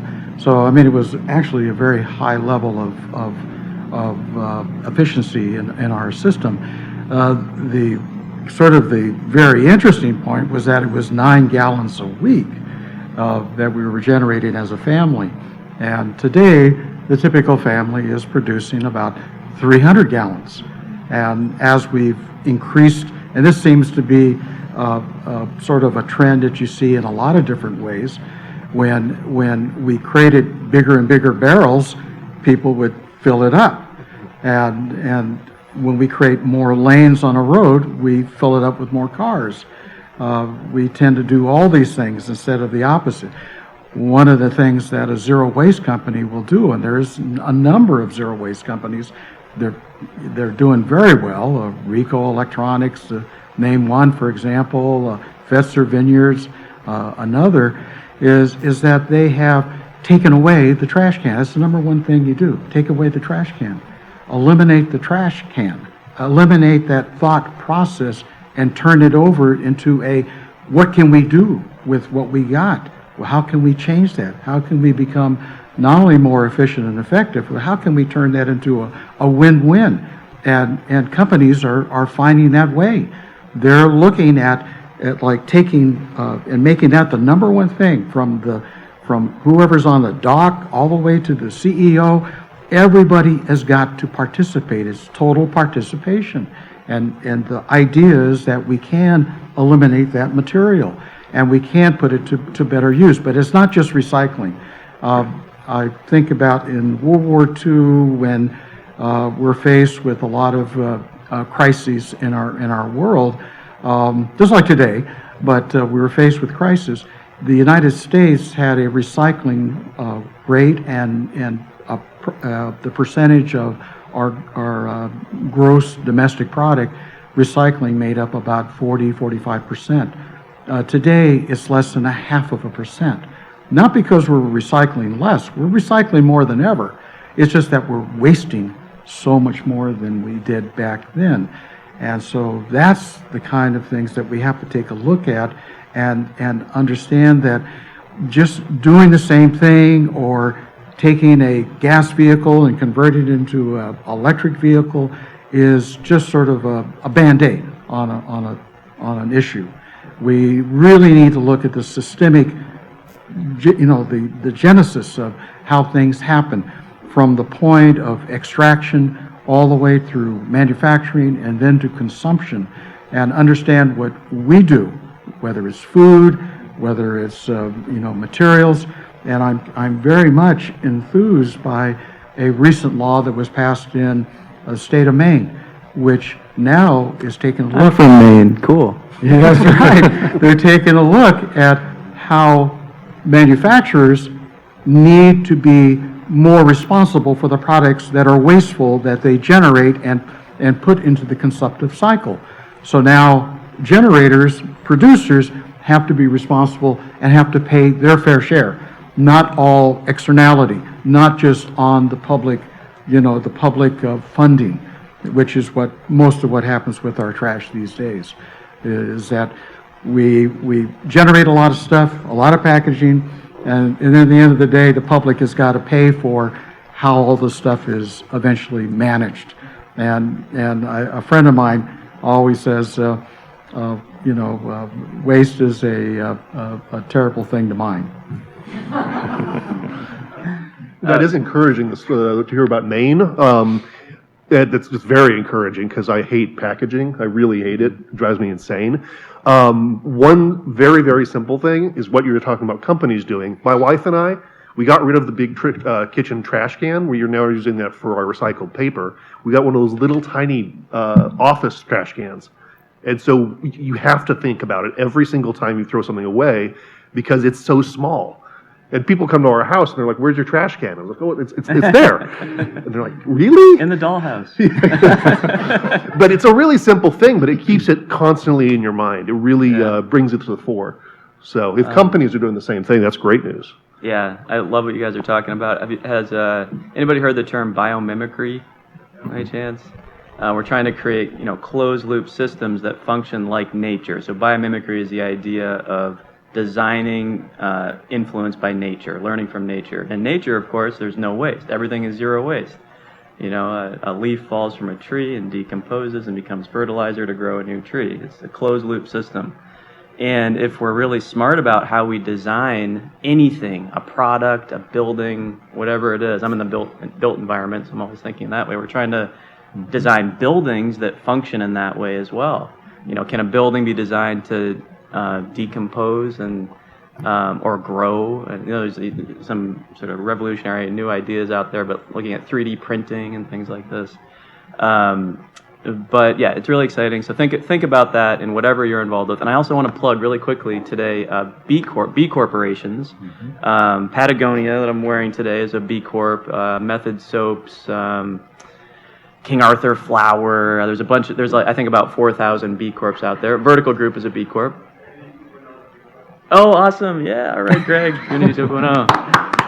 B Corps are super cool. Check out the B Corp website. But they're for-profit companies. So in our capitalist system, for-profit, but that are trying to make a positive environmental and social impact. So on the environment and people. And it's a great way to run a business. And so there's so many cool companies focused on reducing packaging and products and creating closed loop systems no matter what the product is.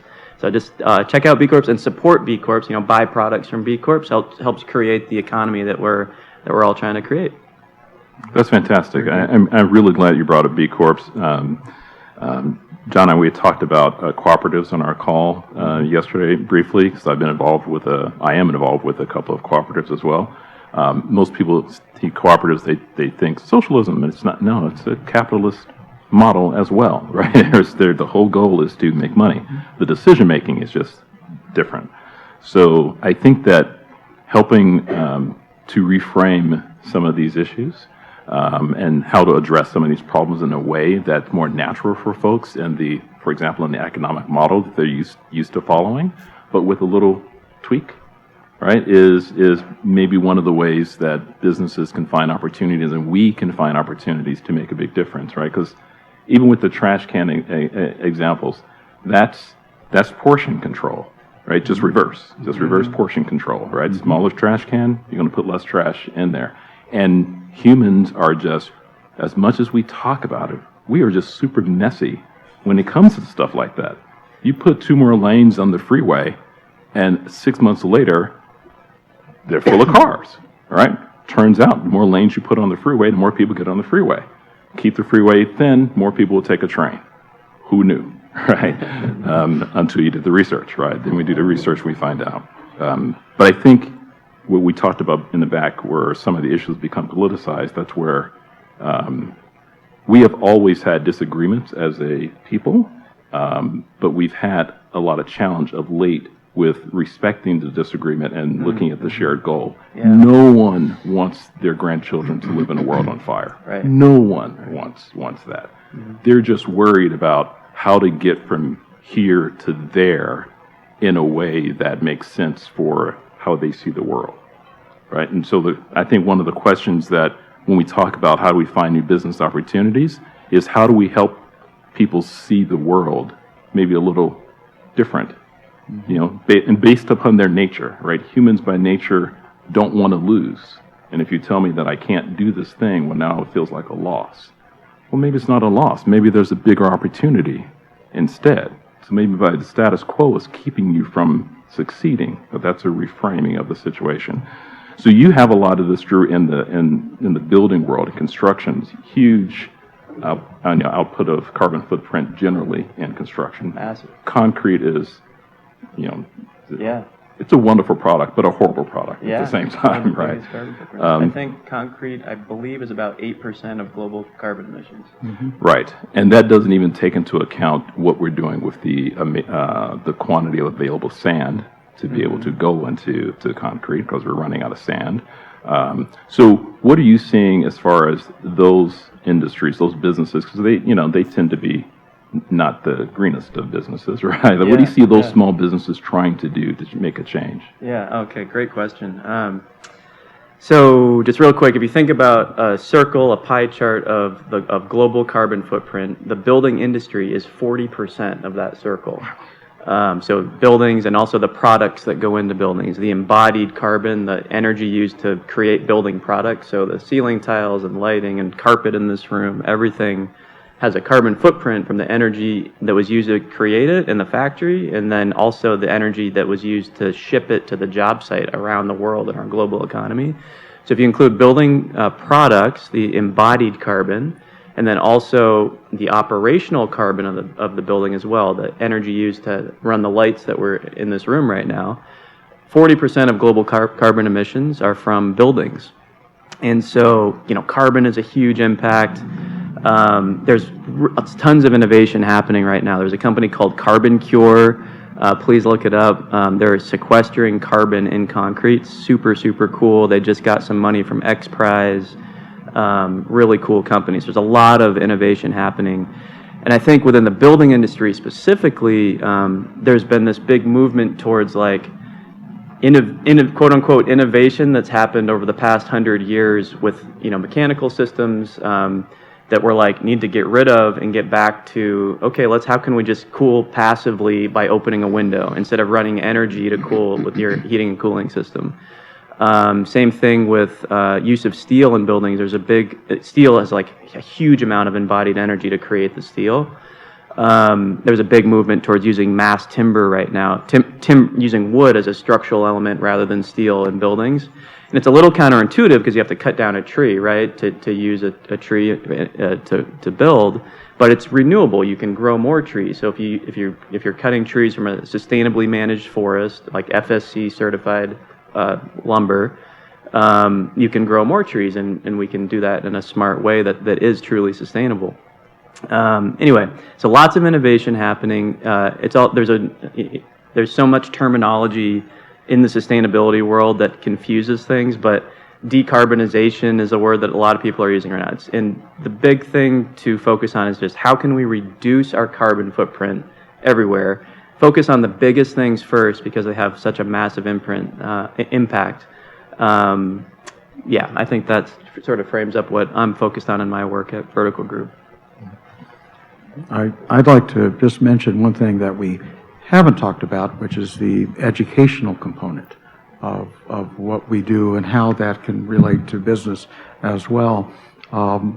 Education can occur, of course, in our school systems, and we do need to have curriculum that addresses the types of issues and things that we're involved in, and we need to get the student body involved in efforts to actually work on solutions while they're in school, so that when they come out of school, they're going to be actively engaged in activities that can change things. But also in the work community. Education doesn't end at the gate from the school.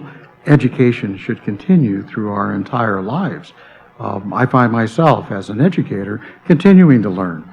And what I would say to all the workers out there, and all to owners as well, is that a fully engaged and informed and inspired workforce is the kind of folks that I want to have in my business, because I want folks to look at efficiency and effectiveness, and that's what, for example, companies that are in zero waste, they inspire their workforce to do the things that they can do to reduce costs, to avoid pollution, to reduce liability, and as a consequence, the value that's generated by that in savings and in new purchases and in other types of economic models, that money is then returned back to the workforce as bonuses and things.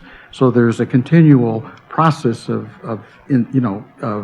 engagement and incentive to do that. So education, I think, is going to be a very important, you might say, goal that we want to achieve in this decade. If we want to get to where we want to be in terms of sustainability, we have to give people the right information, and we have to inspire them to act. I don't have a whole lot to add to that, just that I think we need to be thinking about the infrastructure. Like I was saying, I can't drive my electric car over here because I don't know if I can plug it in and get home. And making that more possible is huge. My office is in Irwindale, and there's a very limited number of plugs. And pretty much they're all taken up by people with Teslas, which drives me crazy. It's like you can charge at home if you can afford a Tesla. But it's really a question of making the opportunities realizable, you know? If you want to go all electric, then we've got to start building houses and businesses that are ready to receive the people who want to go that way. And thank you for working on that. That's awesome. All right, so we are at time, and I love the panel that Greg put together here. These fantastic folks. Make sure you talk to all of them later. They're all doing great stuff, you know. And the lesson we learned from anything: keep the faith. And always keep the faith. Be self-aware and watch what you're doing and learn more, and then have the conversations. We do those. You do these three guys. If you do that, we'll have a better world. All right. All right. Thank you all. Thank you.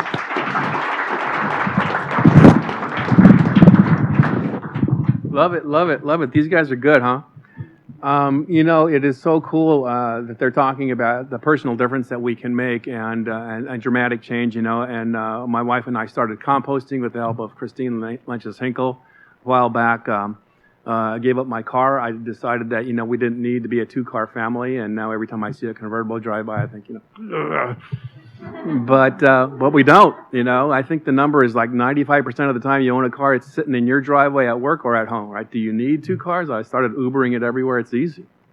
Education is a great idea, too. We want to use gamification. We're going to talk more about exponential technology lately, but trying to push things through local school districts, who's given up on that, right? Crazy hard to do that. So we're going to try using gamification instead and plug eco lessons into electronic games that hundreds of millions of young adults use anyway, and make it fun, right? What a great idea. Kind of like what Drew said, right? Hey, you don't want to use so much air conditioning. Open the window. Hello. So there's all kinds of things that we can do. And Paul Hawken, who wrote the book Drawdown, 100 Ways to Save the Planet, or something like that, said if you want to have impact, the best way to do that as an individual is to join a movement, because the number of people that you can join with is the people who can have influence on legislators, and that's the best way to have impact. Okay, our next panel is on the future of jobs, and Julie Giulioni at my right here is going to introduce her panel. But I'd like to say a few words about Julie first. Julie is a champion for workplace development. We've known each other about 10 years now. Julie was our closer when I produced TEDx Pasadena in 2012.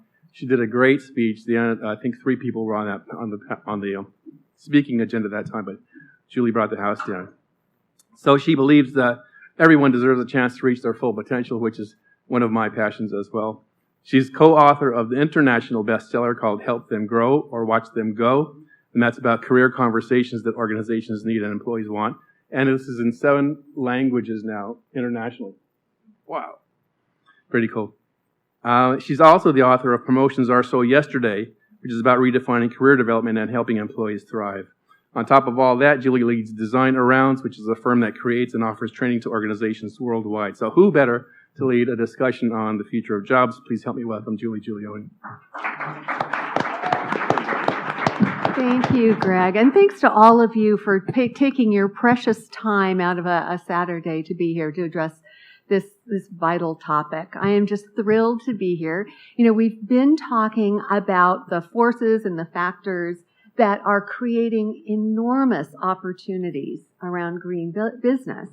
And yet, you know, let's face it, those opportunities can only be realized if we have the right people in place in the right organizations. You know, what's really critical is, you know, as we've already heard from both our panelists and our keynoter, it's having an engaged, a skillful, a ready job force, workforce available. And so that's the focus of this panel. We're going to be taking a look at kind of the state of employment and the future of jobs.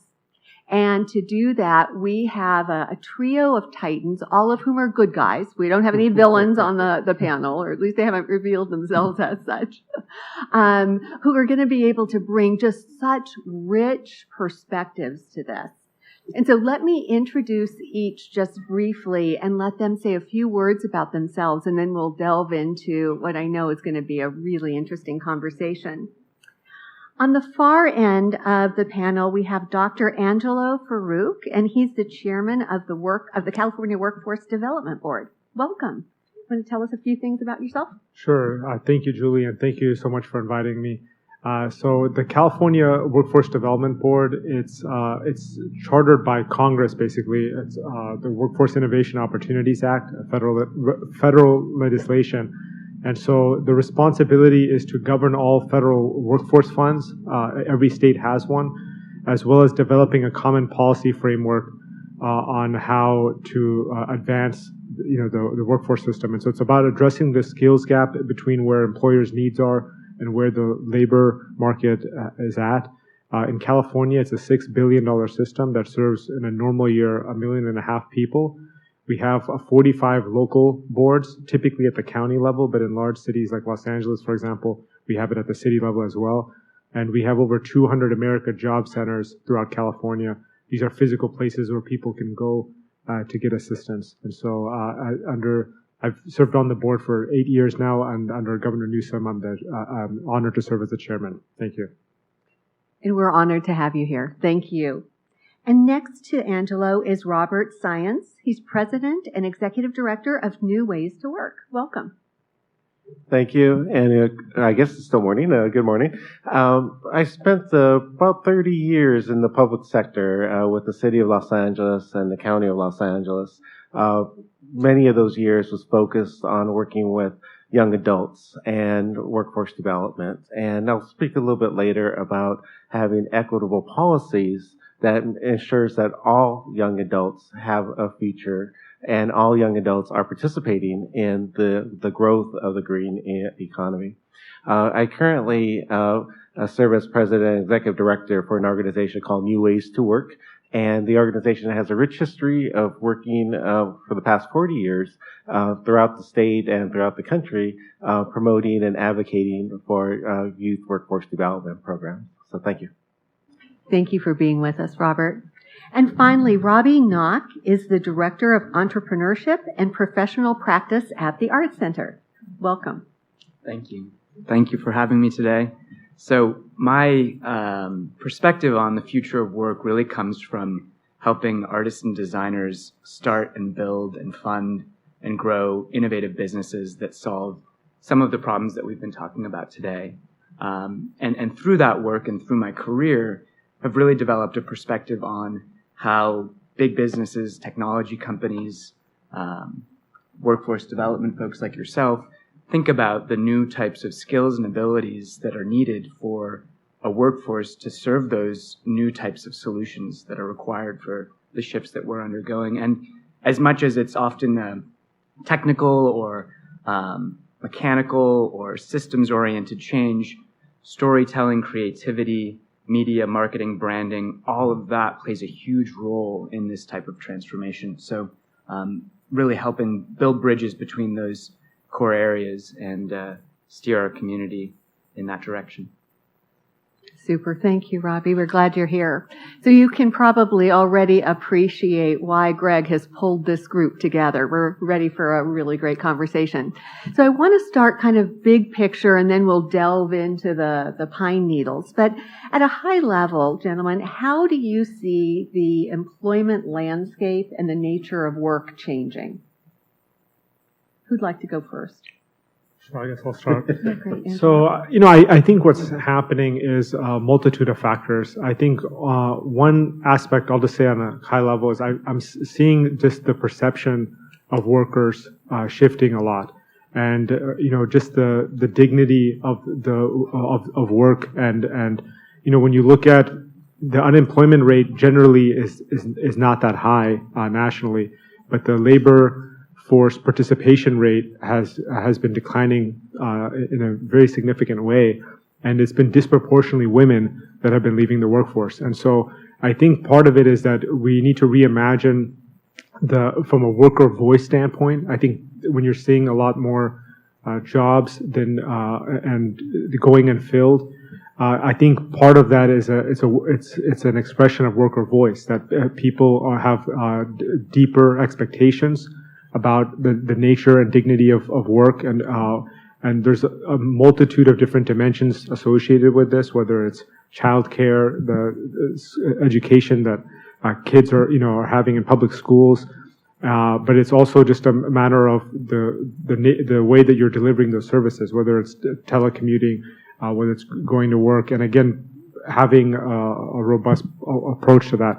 And I also think it's a strong reminder. I'm sure it doesn't apply to any of us here in this room, but when we think about when the shutdown happened and we were, the economy and society basically went to a standstill, that the people that kept working, the essential workers as we refer to them, just the extraordinary impact that they have and the appreciation we should have for them all the time. And I think hopefully these experiences have illuminated us to have those kinds of understandings and perspectives, and that should be really deeply ingrained in how employers and society moves forward in reconciling these new changing dynamics, because many of these things are opportunities for us to learn from and evolve as a society. So our economy has been changing, for the last 20 years, and the change has been in, the use of technology and who it impacts. And I like to be a storyteller myself. So when you think about, what happened to the parking lot attendants? And if you remember, being in Los Angeles, you're in parking lots a lot. So 20 years ago, you go to a parking lot, and there was a guy generally that was taking your ticket, or you park in your car. You paid them, and they were there. That was their full-time job. They were generally Latino or African American men, usually in their late 30s or 40s, and that was their living. And over the 20 years, what happened to those guys? Because now there's a machine, right? It's very rare that you go into a public parking lot and you actually see somebody there that you're handing money to, getting a ticket. But now you go to a machine, and then the machine is giving you the ticket. Now there's jobs created with that technology. Whoever programmed the machine, the technician who comes and fixes the machine, and it's a different skill level and job to run that parking lot. But the question still comes back, what happened to that parking lot attendant? Was he reskilled? Was he given training to be able to fix that machine, to do the software development? And I would say the answer is probably not. So if you look at our economy, and the shift in the technology, and the pandemic only made it go quicker, is that folks that are not prepared to take those jobs and the new skills that are there are definitely left behind. So not only the withdrawal that you have because of the pandemic, it really is a withdrawal because they're not fitting back into the economy. And if you look at the leisure and hospitality side, where it was decimated because of the pandemic, and they're slowly building back. But I was happened to be in Singapore 2 years ago, and when we called for towels, a robot showed up in the front door with the towels. So what's going to happen to that housekeeper? Thank you. And maybe to address some of those issues, I think we really societally prioritize good design in not enough ways. We expect our software, our computers, our phones to have a functionality, a reliability, a form and usefulness that is often kept within the boundaries of technology, software, big business. And a huge part of what we're moving towards in design is bringing that deep expertise of user and customer and stakeholder value into areas where design might not ever have been considered a factor. And to bring that to education, to bring that to new ways of engaging folks that are being left behind, and to make those investments in and through government and technology companies, through the benefits that we've seen, to steer that in a direction that might affect transportation, mobility, healthcare, the way that we experience education, the way that we consume our products and services. And I think that for a long time, there's been a cozy relationship between shareholders of major companies and the beneficiaries of those technologies.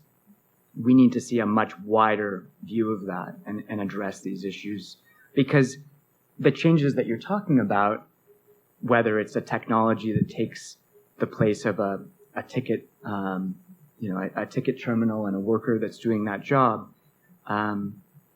those changes really are going to happen in so many other parts of the workforce, and not just for what we consider to be, maybe entry or low skill work, but throughout. Exactly. Thank you. Thank you. And Robbie, when we were talking in preparation for the panel, you also talked a little bit about entrepreneurship and intrapreneurship and how that's changing the workplace and jobs in general. Would you spend a couple minutes sharing that? Well, I think a big part of all of this is that the future of work is happening as we speak, and the rate of change of the types of tools that we're using, the ways that we communicate, collaborate, and get things done, it is all undergoing a transformation. And you could take Zoom as a perfect example of this during the pandemic, or our reliance on Amazon, or the workers that actually deliver our services. So as those technologies and systems change, so too are we responsible to keep up with that. And expectations of linearity and clarity and a knowledge about what it's going to look like are really at odds with the spirit of entrepreneurship. Entrepreneurship and innovation is about addressing those unknowns and becoming comfortable with those unknowns.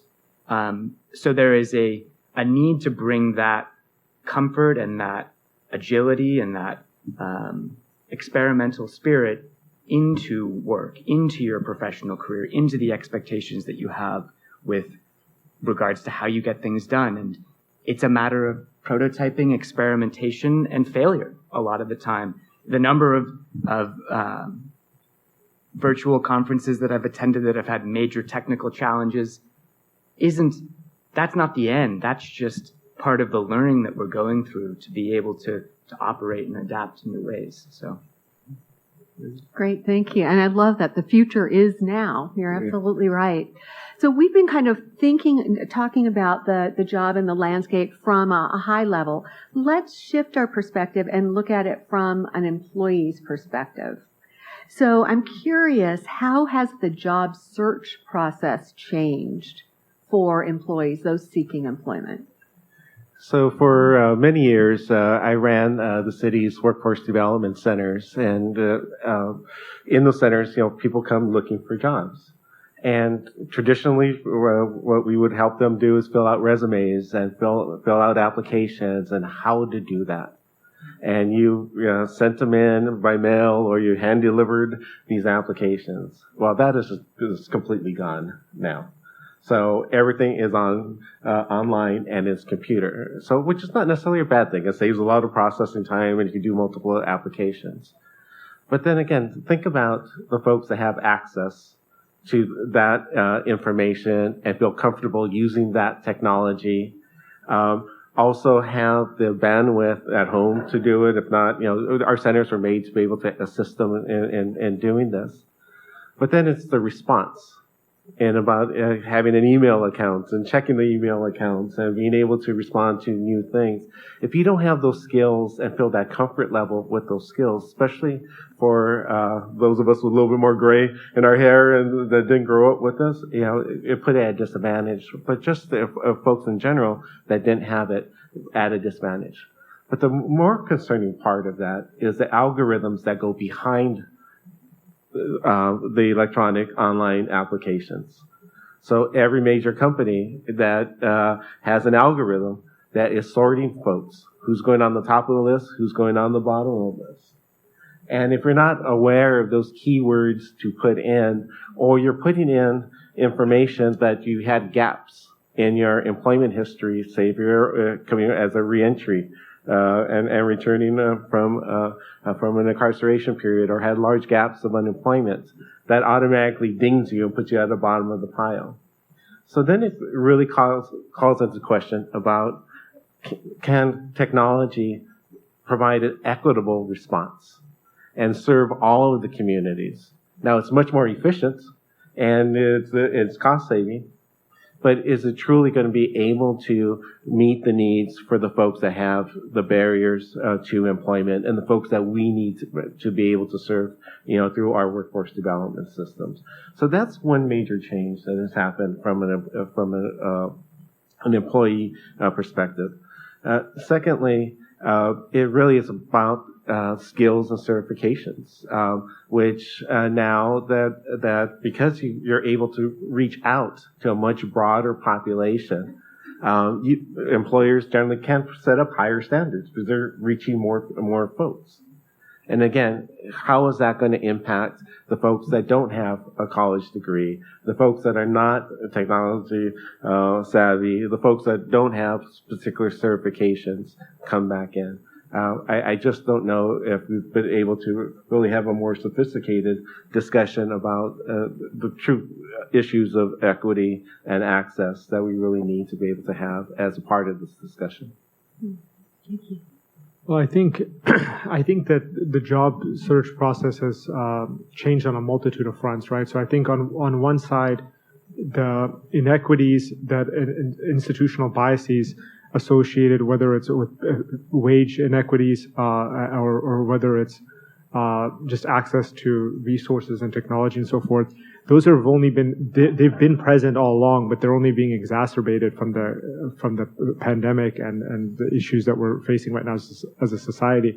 On the other hand, because we're in an unusual situation where there's more openings, and again, even that, there's some qualifying aspects to that, but generally speaking, there's a higher demand for workers than currently that are being filled, that gives a more leverage to workers to, again, have deeper expectations on what type of work that they want to do.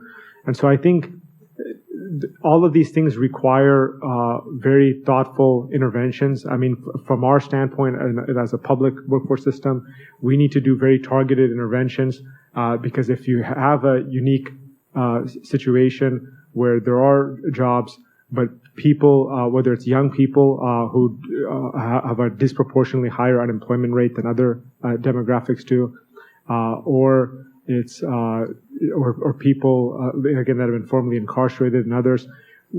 Let's find an opportunity for them to take advantage of these opportunities and get support. And so, as a workforce system, we give priority to these specific target populations, whether it's formerly incarcerated veterans and others.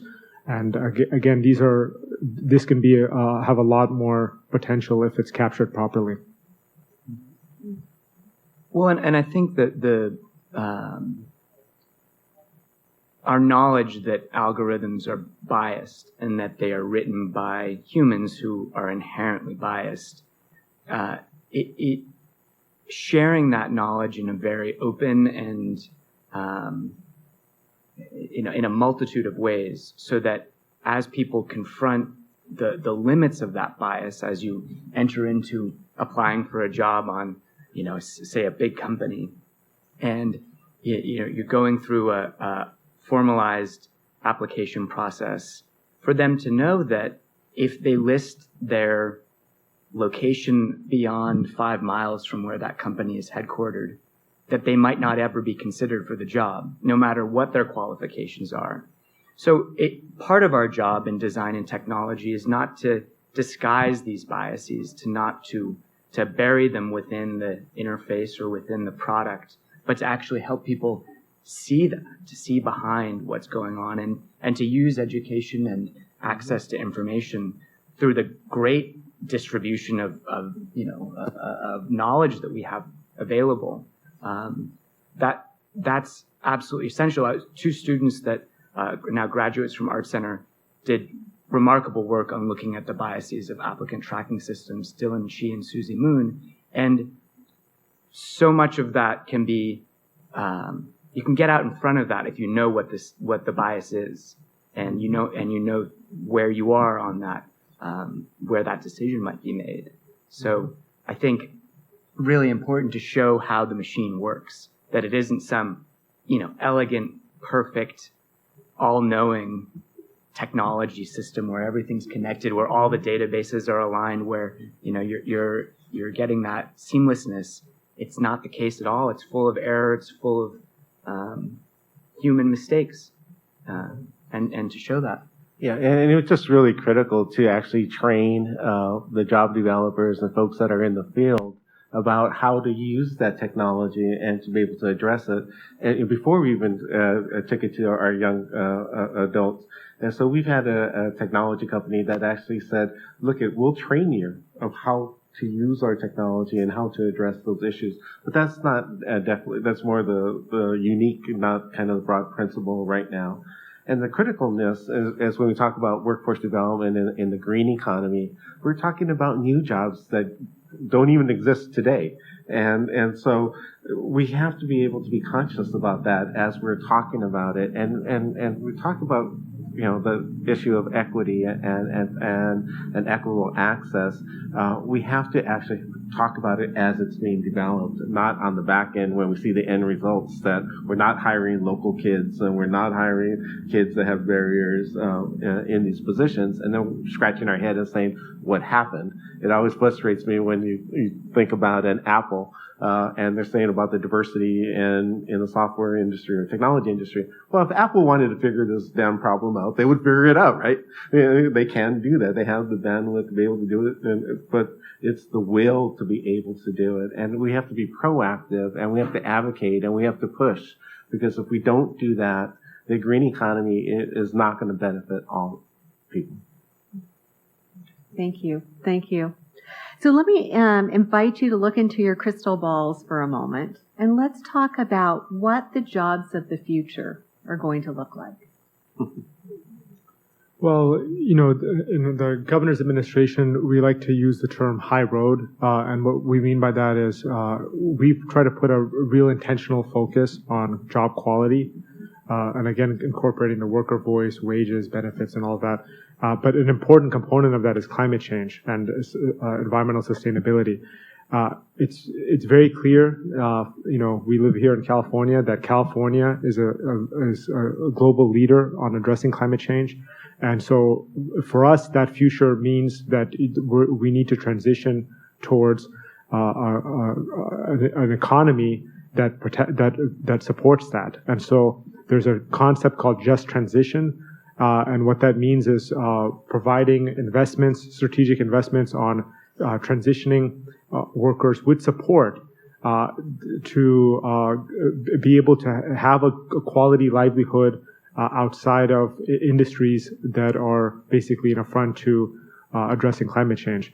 And so I think that's very important, because too often a wedge that gets framed in these discussions about the environment and the economy is that there's a trade-offs, and that there's people that are going to be impacted negatively from this. And we have to have a real mature and serious discussion about confronting that in a thoughtful manner by providing the necessary supports and infrastructure so that nobody falls through the cracks figuratively, and people are supported throughout this process. Because one thing that is a reality is that just purely from a wage and benefits and worker voice standpoint, many of these fossil fuel jobs are high quality jobs. They're union jobs and so forth. And so there has to be a thoughtful amount of support in the governor's California Comeback Plan budget. He's put a substantial amount of initial investments to support these kinds of efforts. So again, I think those transitions are going to be important. As I'm a school board member, also in one of my public service capacities, and I know that for many of our young people, especially those in elementary school, they're being prepared for a society where a huge percentage of the jobs that are going to be available to them have not been created yet. And so having skill sets that are transferable and have a wide range of applicability, whether it's critical thinking and logic and other foundational facets, are going to be extremely important so that there's a sense of dynamic adaptation to the different circumstances. And we know that these are the kinds of efforts that, it's going to be more focused about lifelong education as opposed to just having degrees on the front end of your life and then, just being out in the workforce for the rest of your life. There's going to be much more hybrid of those kinds of facets. So to us, those are the kind of the forces. And that also helps kind of insulate from impacts of artificial intelligence and automation, is having those kinds of mindsets. That's great. Thank you. Yeah, that was hard to follow up. I think you got it all. But two things I would just add to it. I did talk about the changing nature of the technology and how it's going to impact the jobs. And really, it's for everything across the board. When you talk about agriculture, and I saw this new machine that was replacing about a dozen folks that handpicked. And now the machine was operated by one person. It's fundamentally going to change how food is produced. But you go through the entertainment industry, you go through the hospitality industry, and all of the major sectors that are here in California. The use of technology and the use of higher end skills, or the need for higher end skills, is just going to be there. There's no turning back with that. And so what we have to do is to look to how do we prepare our young people of the future to have those skills. And if we don't prepare the young adults to have those skills, there's going to be fewer and fewer jobs that are going to be relying just on brawn. It is not going to be there. A friend of mine who owns a lot of the warehousing and properties in Los Angeles, he said, look, my warehouse manager 20 years ago was the biggest, toughest guy that could keep all the other guys in line, and that's who was our workforce manager. And he says now our workforce manager is someone that we want them to speak Spanish, we want them to be computer literate, we want them, if they can, speak Cantonese or an Asian-speaking language, because that's where the materials are coming from, and have a technology skills that have nothing to do with brawn anymore. So those are just the changing nature of the job itself. In terms of having the kind of crystal ball of what the new jobs are going to be there, 25 years ago, we were starting talking about webmasters, and many of us were like, "What the heck is that?" But the kids in my college that were sitting in front of the computers and learning this stuff, all the multimillionaires now, because they jumped on what was going to be in that future. When you talk about software development and you talk about AI, even down to the fast food restaurants, it's not going to be a person that you're ordering from anymore. If you go, and again, many European countries and Asian countries, when you go into a fast food type restaurant, you're ordering directly from a board, and you're not interacting. You're paying online and getting. So, again, it's fundamentally changing. The type of work and the skills that are needed, even at the basic entry-level positions. Strongly agree with what's been shared, and I think one of the underlying possible ways of seeing what might come next is that technology creates a lot of efficiency. So with the fast food example, that there's no longer a need for a workforce to make the food. Now, you could say that that loss plays out in a very negative way for those workers, but in fact, what it allows for is a refocus on where there's a need for another type of service, another type of relationship. I see the efficiency in technology creating opportunities for interpersonal relationships, for care, for the types of activities that can only happen when other things are taken care of, that it can be addressed as a inner human challenge rather than a human labor productivity challenge. And so I think a lot of the jobs of the future that will be created by the efficiencies of technology will be deeply relational and very much in wellness, in health, in mindfulness, in community. And then something else, that I think is really, really important in all of this is that our expectations about retirement and a kind of air-conditioned utopia where we might sit and enjoy the kind of setting sun on our lives, I think that is fundamentally flawed. And I think that it puts it displaces the need for present action with a future that will probably not come to be for many of us. And we've grown up with this idea of you work, you get your degree, you invest in your education, you contribute to society, you build community, and then you have time to enjoy yourself and to play, bridge or golf or go swimming or whatever it might be. And I think that shift, the systems and forces that enable that type of retirement are the very ones that also are eating away at our resources. They're the ones that are making it impossible to consume less and recycle more and reuse more because we're so confronted by a need to work really hard and make a bunch of money and invest strategically and make sure that we then have that long-term retirement charted out. And I think technology allows us to put a little bit of that outside of our direct, it's no longer as much our responsibility, and we can rely on our collective intelligence and our collective ingenuity to create maybe a longer lifetime of working, but the types of jobs that might not feel so burdensome, that might not feel so confrontational, that might not, require you to sit down at the end of the day and think, oh gosh, I can't believe I've been standing for 12 hours. Those types of things can go away, and it creates a whole bunch of space to fill. And that's where innovation, entrepreneurship, the sort of thinking and questioning mindset really is applicable. That's great. And I'm really relieved because the idea of rocking on the porch was making me nervous.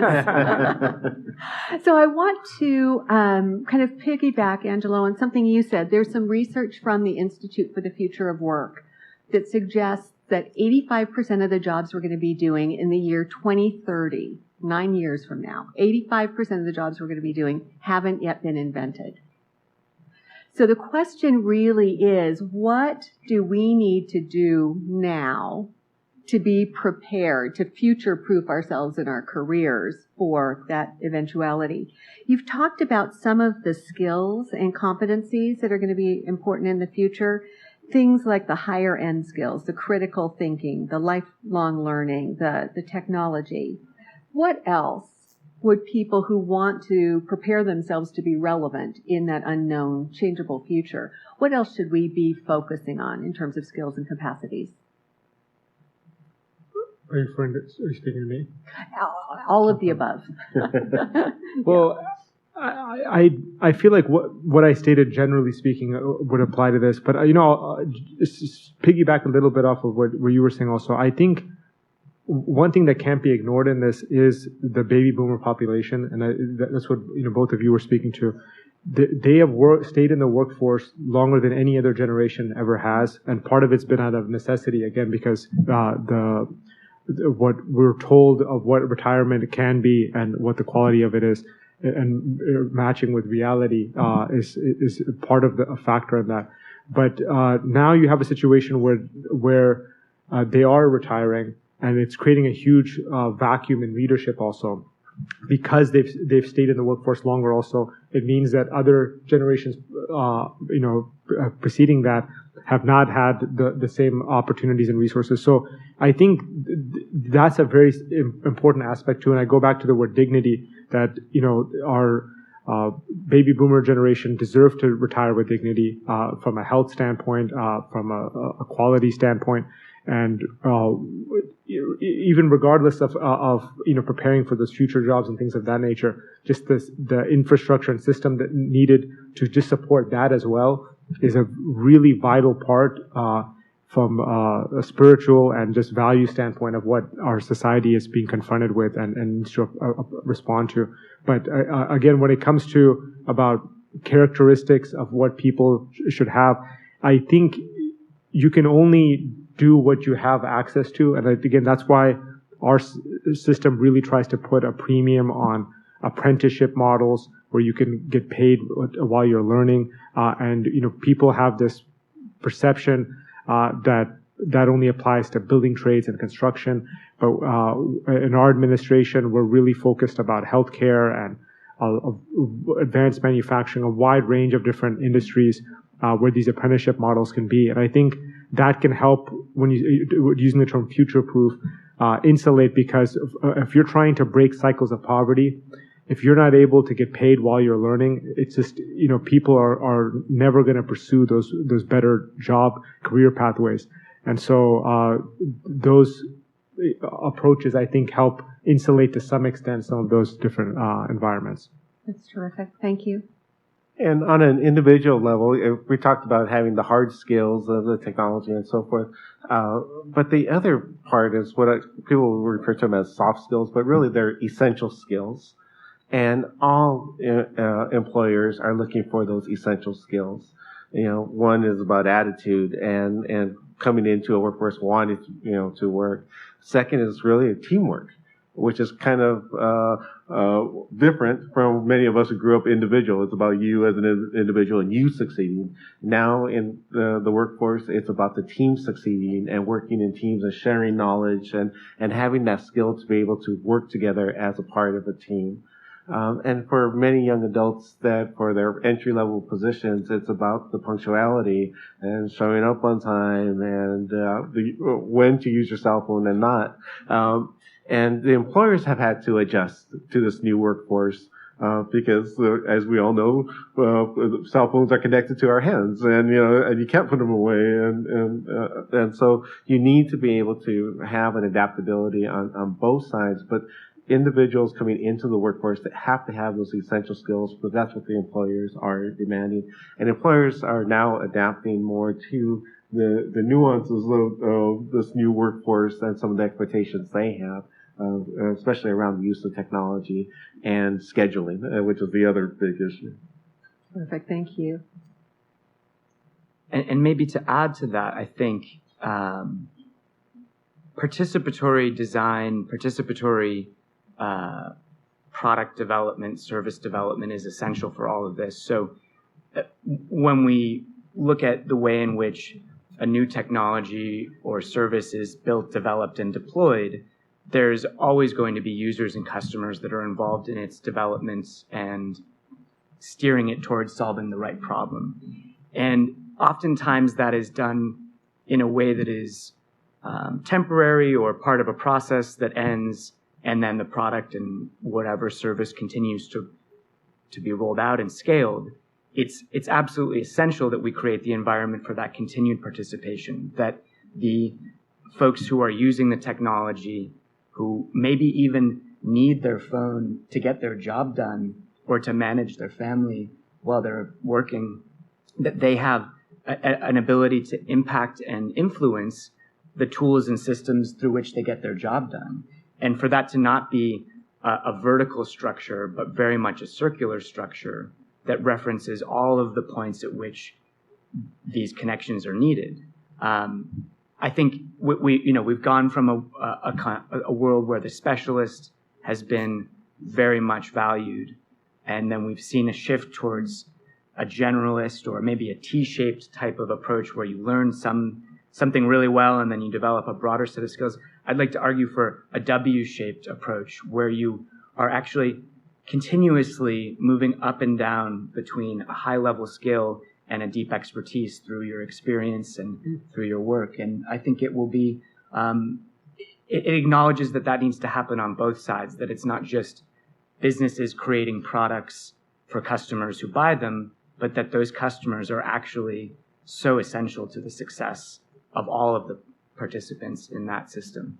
And then that applies very, very well to the future of the environment, to sustainability, to social responsibility, that we're all participating together is a big part of that. And I think when you see someone who scoffs at a service worker or who doesn't tip somebody or who gets angry, that's a sign of the past. That's not the world that we are entering into, because that world is based on the idea that some people have a lot of skills and are very valuable, and some people don't have skills and are not valuable. And in fact, we all are on that same continuum together, and especially with this shift in the rapid pace of change that we're entering into. We're all novices in this.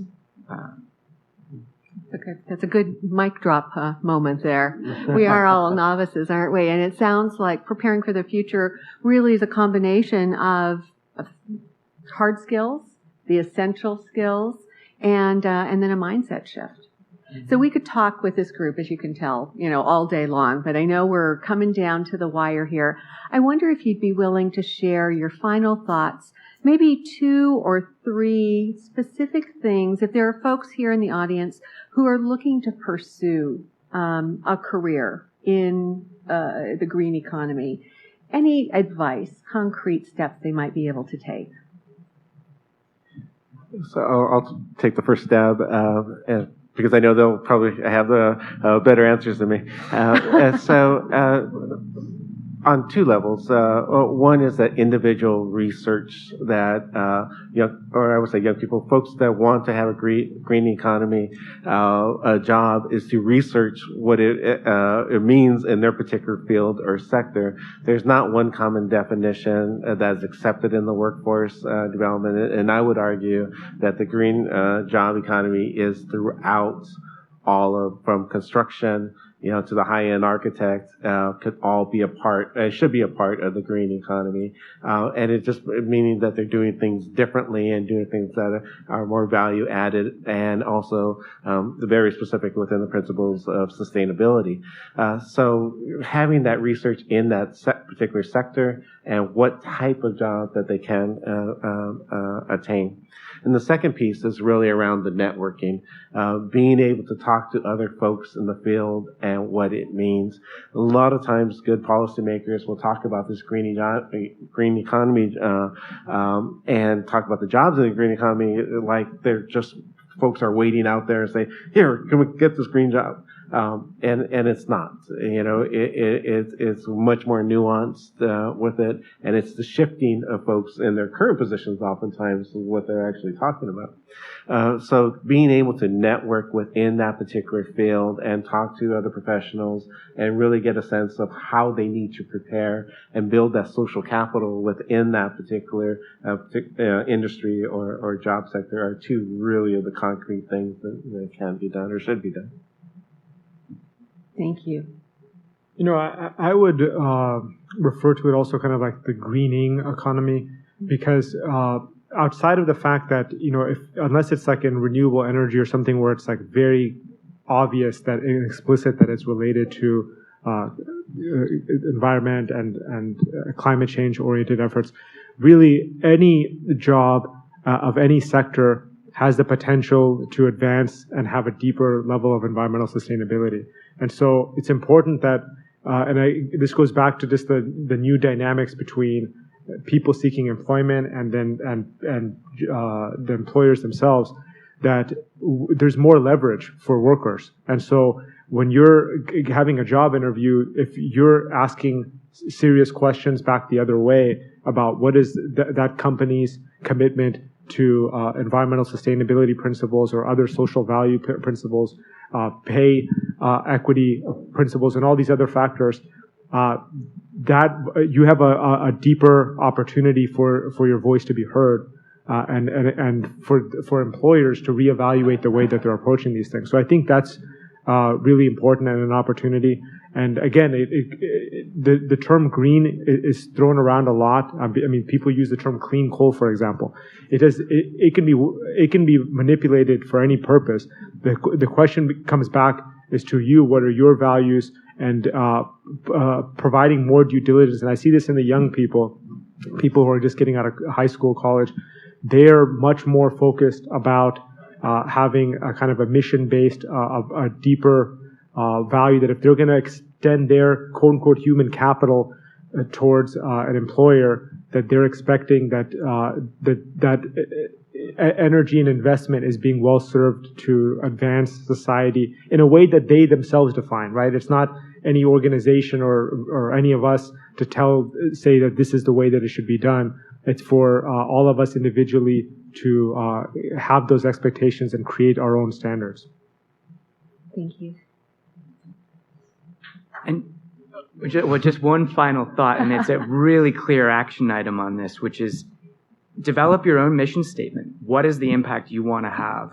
And look for organizations that have a shared mission, and then look for organizations that are like those that might not have established that yet, and find those discrepancies. Love that. I love that. I don't know about you. I'm walking away with a whole page full of notes here. The future is now. You know, we're all novices. We're in it together. We're stronger together. And there's tons of support. You have talked about support at the government level, at the nonprofit level, at the educational level, for those of us who want to make this kind of a shift. And you know, despite the downsides of the pandemic and the great resignation or reallocation, as our keynoter framed it, you know, now is a time when employees and prospective employees have tremendous power.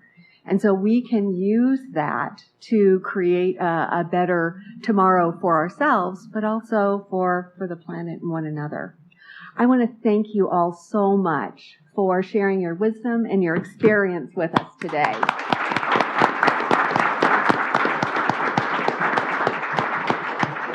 And back to Greg.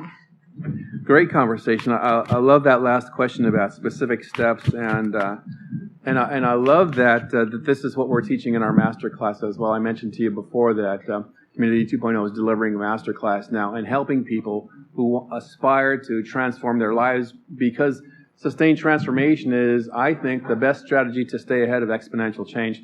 And that's a great segue into our next concept, which is our last panel for the day, is on exponential thinking. So I'd like to invite our panelists up. Please come on up and have a seat. I didn't have to look far to find the moderator for this panel. It's me. And the reason I chose myself, I asked myself, do you want to do this? And I said, yeah. And because it is an area of passion for me, and I'll introduce our speakers in a minute. Where's our other guys? And is Kent on our online? John? Is Kent online? Okay, cool beans. Just a second then. So let me just finish our intro then.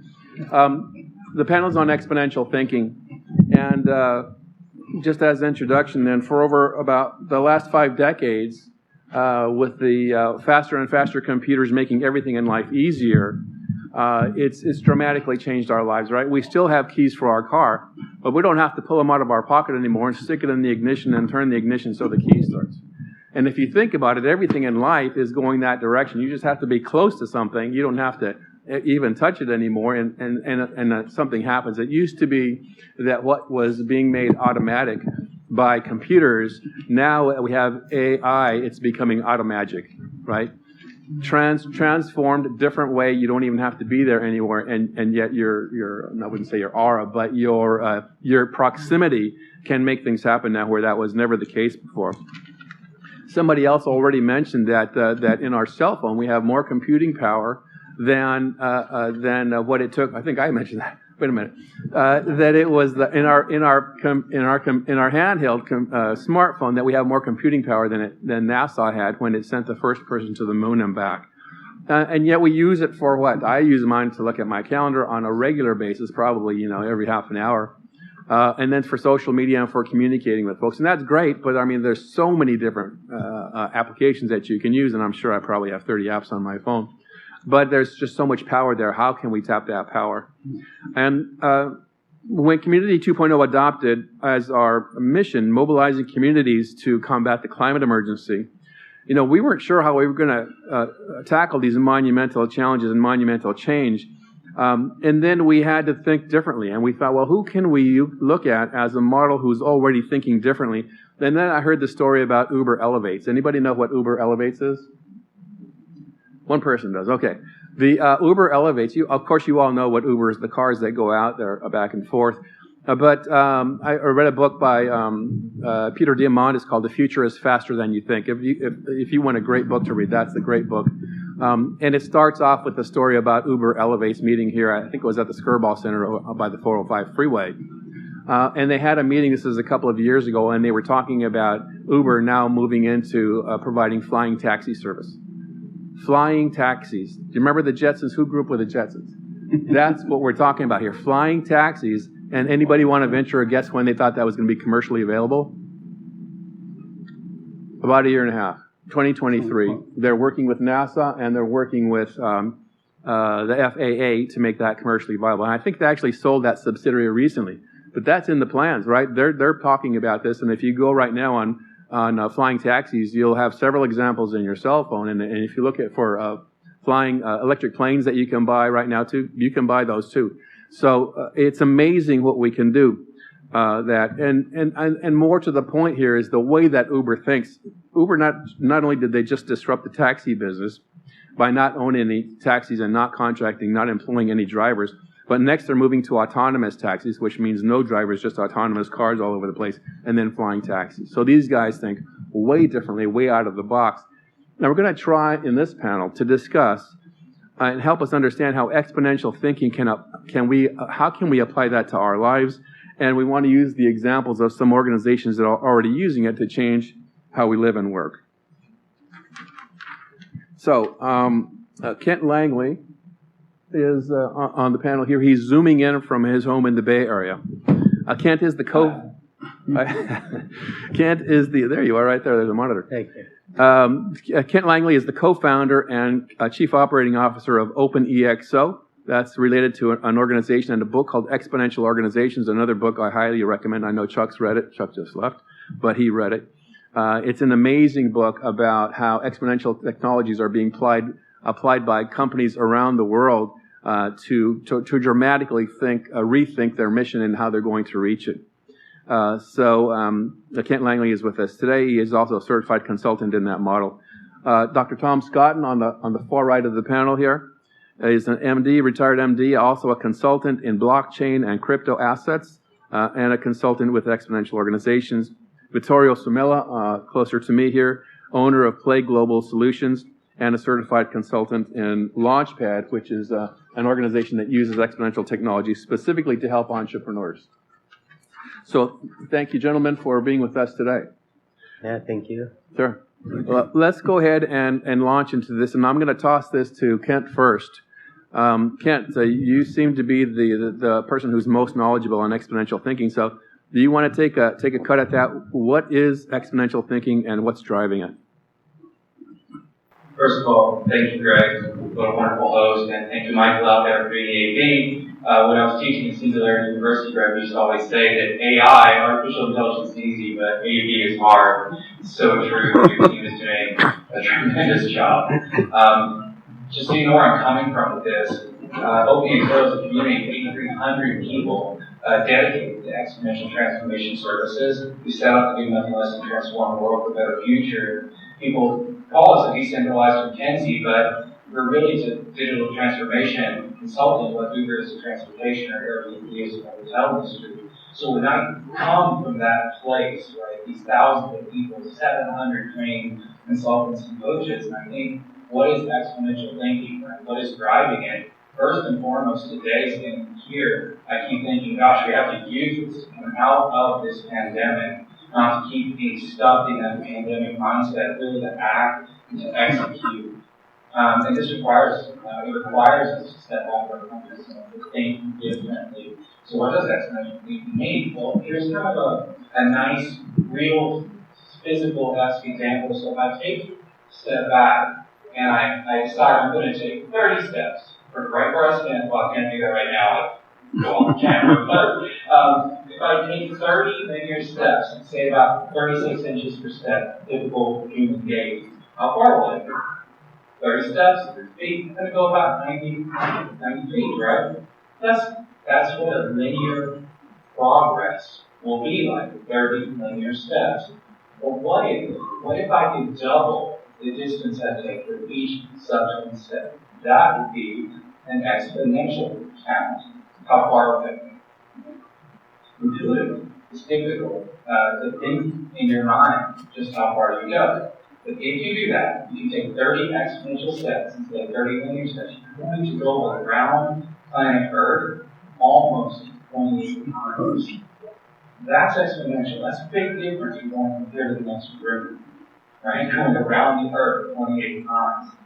And so to think exponentially, we also have to leverage exponential technologies, and if we do so, we expect results like have already happened, right? The doubling of life expectancy by humans, reducing infant mortality by 90%, maternal mortality by 99%, food production costs 13-fold, energy production costs 30-fold or more by now, transportation reduction 1,000-fold, telecom and information exchange over 1,000,000-fold reduction. These are all examples of what exponential thinking yields, or exponential technologies that have really transformed our world. And that's what I mean when I talk about thinking exponentially. I'm not asking for someone to think about a 10% incremental linear improvement. I'm not asking you to 10x or 100x type of thing. I love that example of 27 times around the earth. That's just crazy. I mean, who would think in 30 steps that you could go that far? But there is the huge difference between linear thinking and exponential thinking. We've heard several speakers already talk about the exponential pace of change today in different ways. So Kent, you consult with companies all the time, and when we were on the phone, you said it's when a company gets in its head the difference between linear thinking and exponential thinking, it's hard for them to understand what steps to take. So can you tell me, as a consultant, what do you recommend to companies who want to embrace this kind of thinking? Well, first and foremost, I try to tell people not to be afraid. You're going to have oftentimes a negative response, almost a fear response to the changes you're going to need to make. And the thing is that most people don't really fear change, but they absolutely fear loss. No one wants to lose what they've worked so hard to gain. So in order to take this on for a company, for a person, for a city, for a whole country, you really can't approach your problem solving the same way. You have to take on what is effectively a transformation, right, or a cultural shift, and in the individual, a mindset shift. You're going to have to do things like update your business model. That is a change that terrifies a lot of people because it can touch your revenue, it can touch your customers, it can really shake things up. You're going to need to really carefully account for the human needs because of that thing, that sort of base fear. It's almost like the fight or flight response that we get in the amygdala when we're being chased by a tiger. That can be invoked. You've got to take a breath and I think most importantly, take that next step. The thing that I get asked a lot is where do I even find people to have a business owner or I want to go work that is actually trying or doing exponential transformation or has already made the transformation to doing things exponentially. The funny thing is that we do know that there are not many people like this in the world. They're systems thinkers, they're systems engineers. They look at problems in a different way, but also really diminished. We know we can make more of them. And so we are That's one of the things that I've been trying to dedicate my time to over the last years, is helping people with time go through that mindset shift, become transformational leaders. And we know too that your company, one of the best ways to do this is to go outside the company's walls and bring in staff on demand, as we call it, because something like 99% of the best people, whatever problem comes to, are never directly for your company. They also accept the fact that they might get done, accept the fact that I might Zoom instead of show up in person. And if you can do that, you want to find a path, right, to shift the mindset, to accelerate innovation, to scalability, true scalability, and ultimately exponential growth. Got it. Thanks for that. And Vittorio, we spoke on the phone too. You had a little bit of a different take on exponential thinking, and you related it to abundance. You want to tell us about that? Yeah, well, first of all, thank you, and thanks for the inputs as usual. Kent is always very illuminating in his explanations. And well, in general, I think this is kind of exponential thinking, right? What you're doing today, what you're doing with the Community 2.0, which is actually really trying to leverage what is the abundance mindset that is out there. And I think that exponential thinking is really a consequence of this abundant mindset. Abundance ignites, abundance mindset ignites organization to take those steps that are necessary to become exponential and to get a global reach. And, we, all the panelists here did an amazing job in trying to really get those points for examples like Airbnb or Tesla or other companies out there that they're doing this. But the reality is that it's what is abundant, what is out there that we can leverage and merge with a certain attributes, certain models that can help our organization to have a global reach.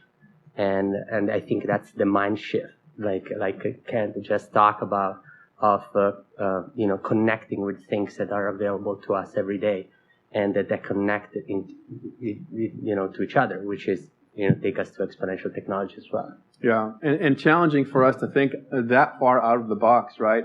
In the recent master class that I ran, I asked our participants if there was a steel bar in the room here on a couple of cement blocks, and it was 20 feet long and 1,000 pounds heavy. Who thinks that they could lift that up? Anybody here think they can lift up a 20-foot long bar that weighs 1,000 pounds? Nobody. Okay. Well, why not?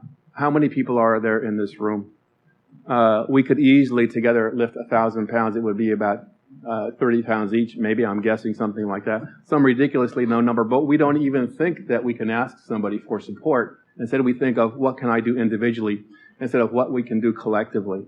There's a huge different, it's not that much of a different shift, but it's a huge shift as well, because now we can take on much larger problems and challenges, like, the climate emergency challenges that need monumental change, and we need to make that significant shift, an exponential shift, to help us think that way. Thanks, Vittorio, and thanks, Kent. Let's move on to the second question here. So, how are exponential thinking and exponential technologies impacting our workplace and business? So some specific examples. Tom, you had some great ideas. You want to share them with us? Okay. Hello, everybody. Thanks for inviting me. My name is Dr. Thomas Scotton.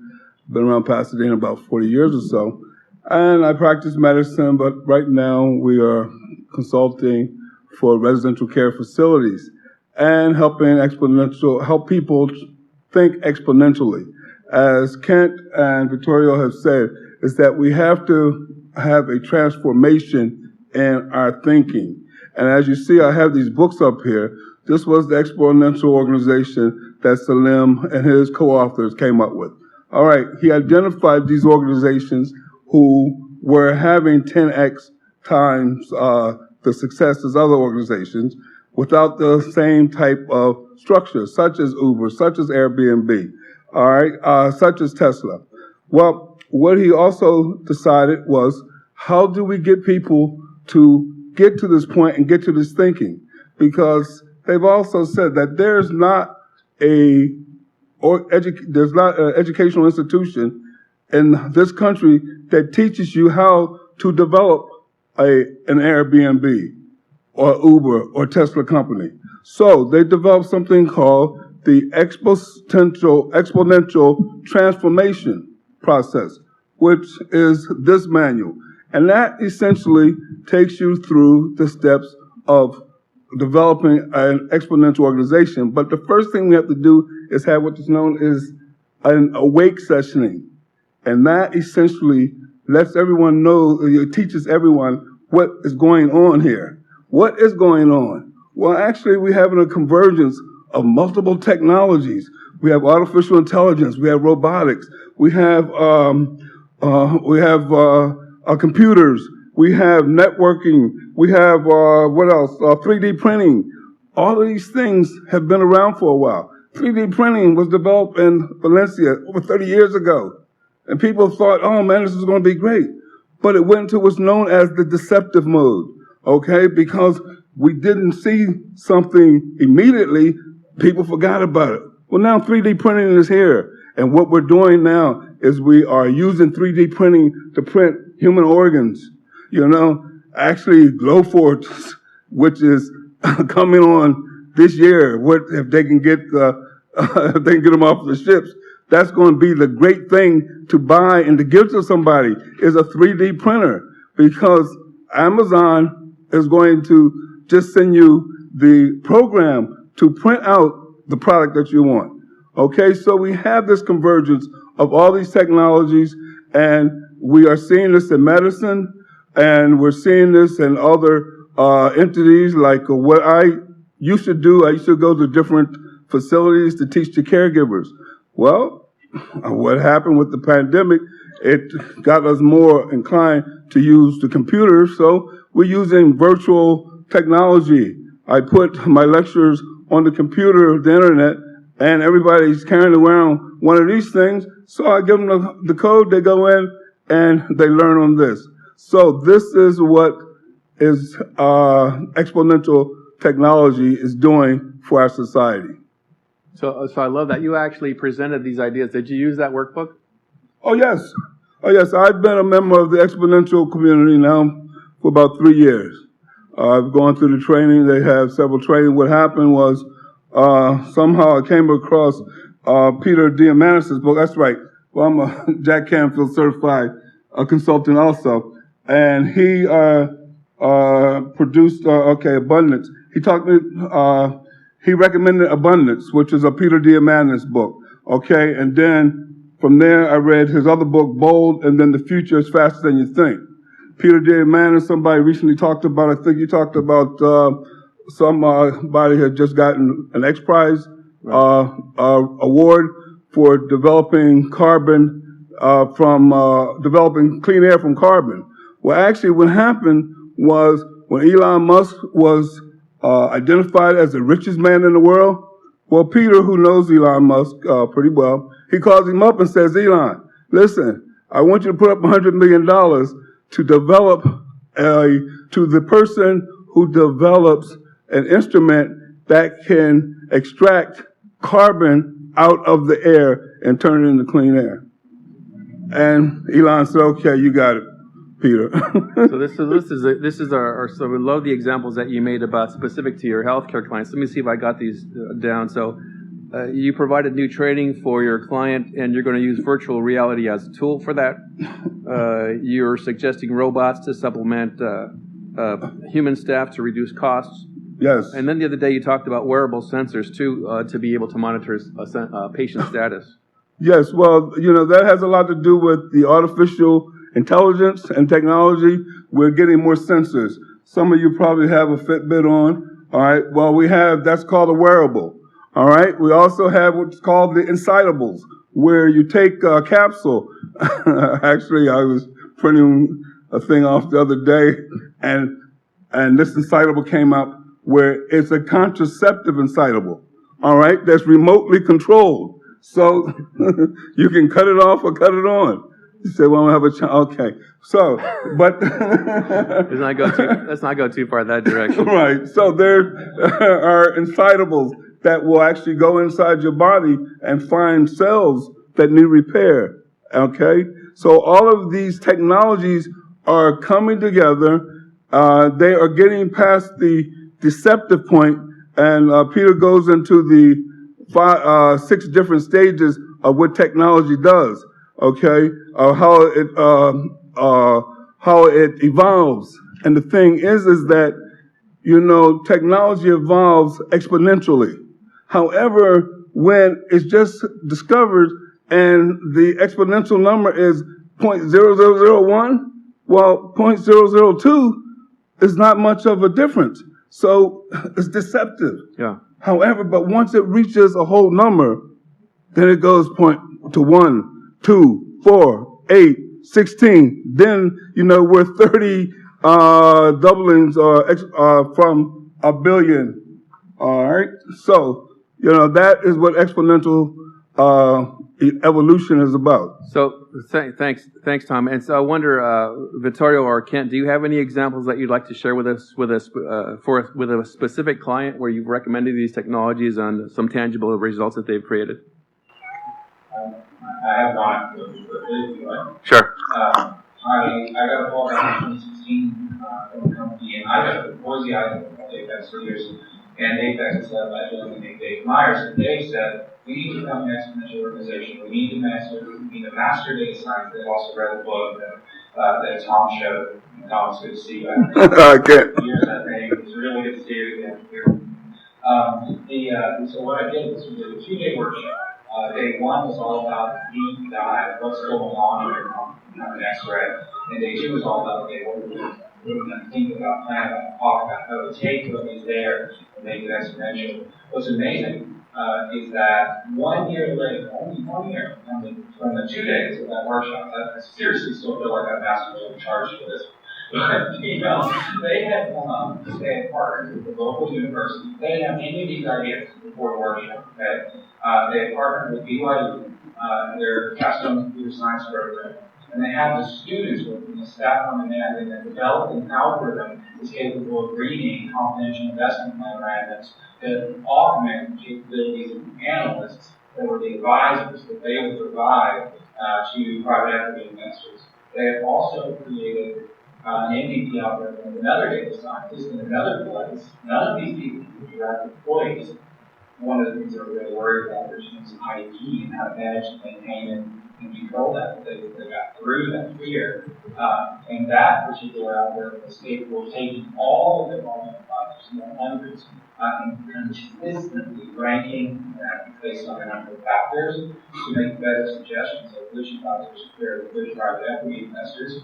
They have completely shifted their organizational ethos to one of experimentation. And I think this was one of the biggest changes they made. And then they become experiments on a monthly and quarterly basis, and they began also adding to their stable of advisors that they worked with for many years, crowdsourcing out through a platform type process.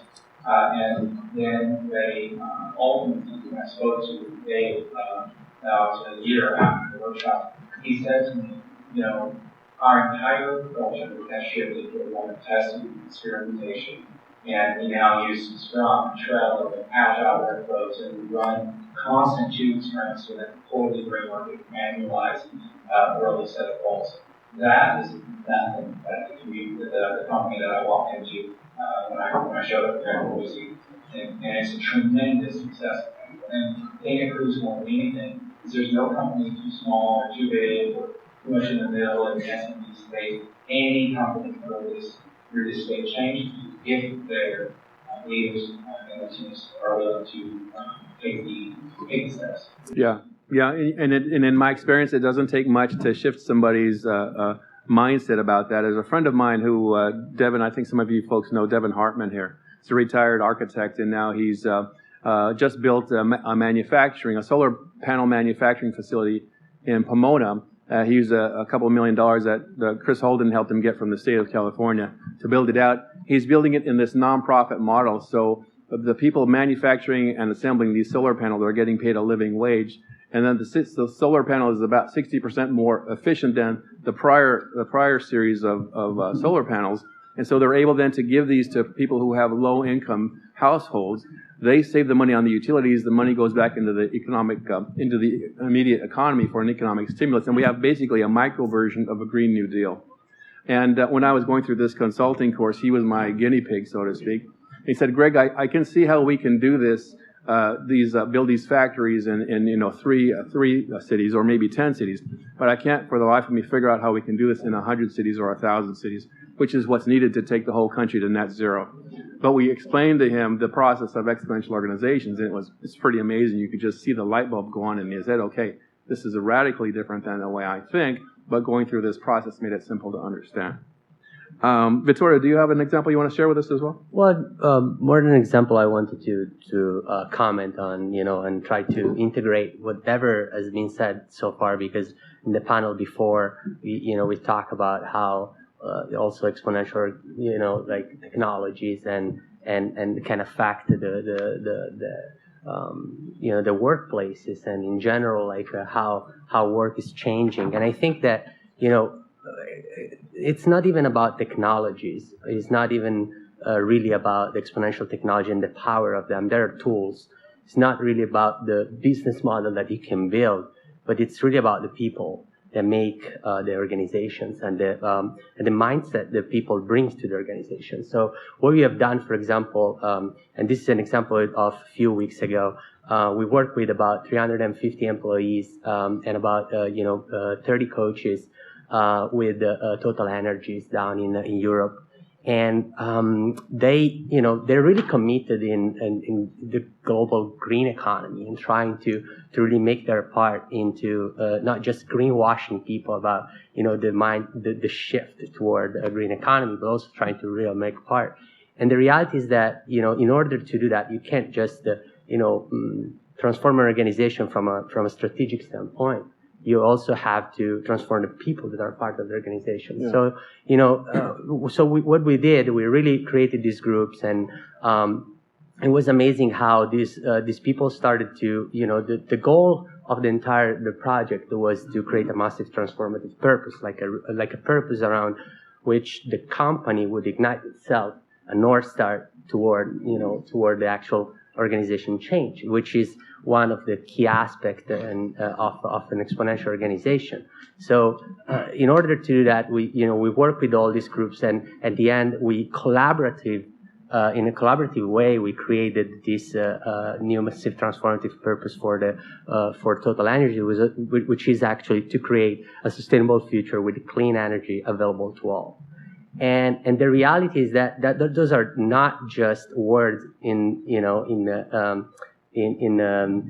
from the management to try to convey a message that is clear, that is an urgent message, but it has been a a collaborative way in which every single employee in the company could talk about values, could talk about alignment with their own values, and bring together ideas to create this purpose. And I think that is the first step for an organization to make, is find its own purpose, follow the purpose, and then create, use technology as a tool and those amazing attributes that the exponential organization talk about to really achieve what the purpose is setting up to do. Yeah, I like that concept. The way it was made simple to me is, as Salim Ismail, who came up with this whole idea, said, we need to transform the planet, but you don't transform a planet, you transform people, and they transform the planet. What we're talking about is unleashing the human potential within us. Some of you might know of a gentleman by the name of Tony Hsieh, who passed away recently. He's the founder of Zappos. Said that his job as CEO was to find the superpower buried inside of each of his employees and then unleash that, right? Instead of operating within this little job description, and don't go outside those lines, and it's not your job to think about that problem over there. Instead, unleash people to bring their talent and their ideas to whatever they can bring them to, right? Why not? But that's a radical change from what we think about in society. Another example that I like to use, I think, Kent, you brought this up, and if I don't want to step on your toes, did we talk about Tesla being more like a computer or an app on wheels? Was that it? Yeah, we did. Tesla's a piece of software. It's not a car. Yeah.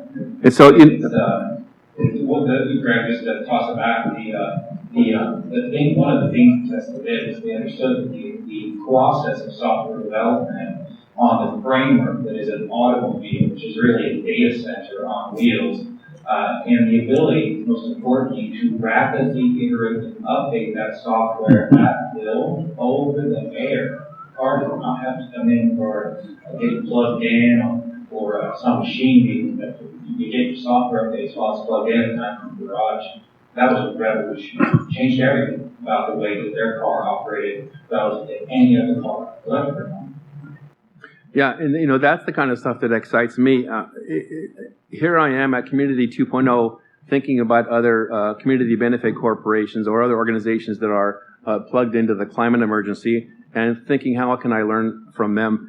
Instead, this example of Tesla thinking that they're an app instead of a car manufacturer, now that lets them look at other app manufacturers and see how they can explore different ideas that way. Well, all the other car companies are still thinking, hey, we're a car company, but we're just going to swap out this internal combustion engine for an electric engine, but the rest of it's the same. And that's why Tesla has a market cap that's bigger than all of its competitors combined. All of its competitors combined. And it's only 12 years old. And Greg, it also gave them the power to look horizontally across industry, far beyond just cars. Right? They've got cars, they've got solar panels, they make giant batteries that now power and empower power grids in cities to react more agile to changes in power consumption needs.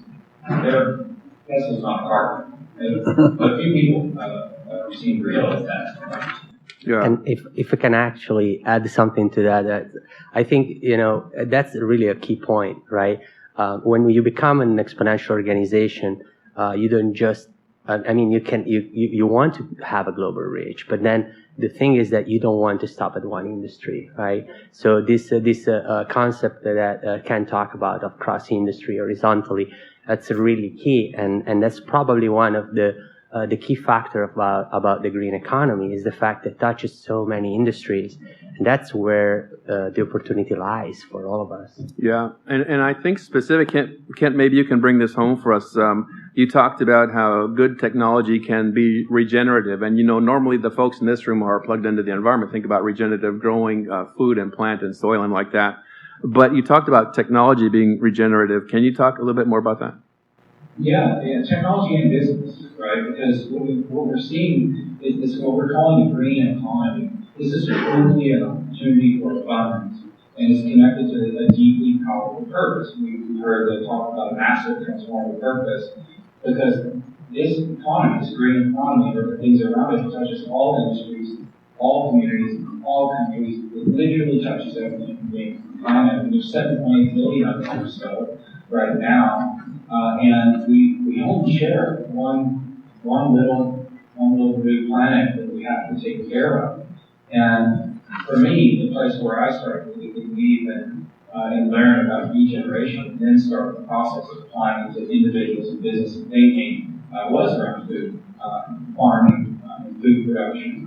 And if you dig deep into that space, Greg, you say the folks in this room are into this, so I won't spend too much time on it. But we run into words like permaculture, centric agriculture, regenerative farming, and many more. There's probably 20 or 30 different names for this type of process. But regeneration is an act of building resilience into regeneration and resilience of the systems.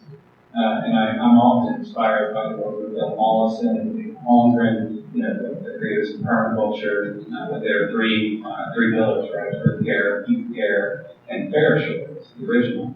But then there's got power to change that third to future care. So I think the gravity for that earth care, people care, future care. But all of these types of things have their roots in water management and soil management. So if you take a step back, you look for some of the most forward-thinking farmers. Sounds crazy, but I grew up in central rural Kentucky, so I have a decent kinship with farms and farming. And I ran into a guy named Charles Massey. Charles Massey wrote a book called Call of the Revolt. It's a book about regenerative farming, but it's a book about changing the world. It is a book about transformation. Yeah. It's truly, it belongs on that stack of books that's about it. And in a best-case scenario, wonderful technologies, really good technologies, like all the ones we mentioned earlier, 20 or 30 more, are going through these things are called Gutenberg moments, or the radical changes in society. And you heard a panel talk about intersections. This was earlier, intersection of these technologies.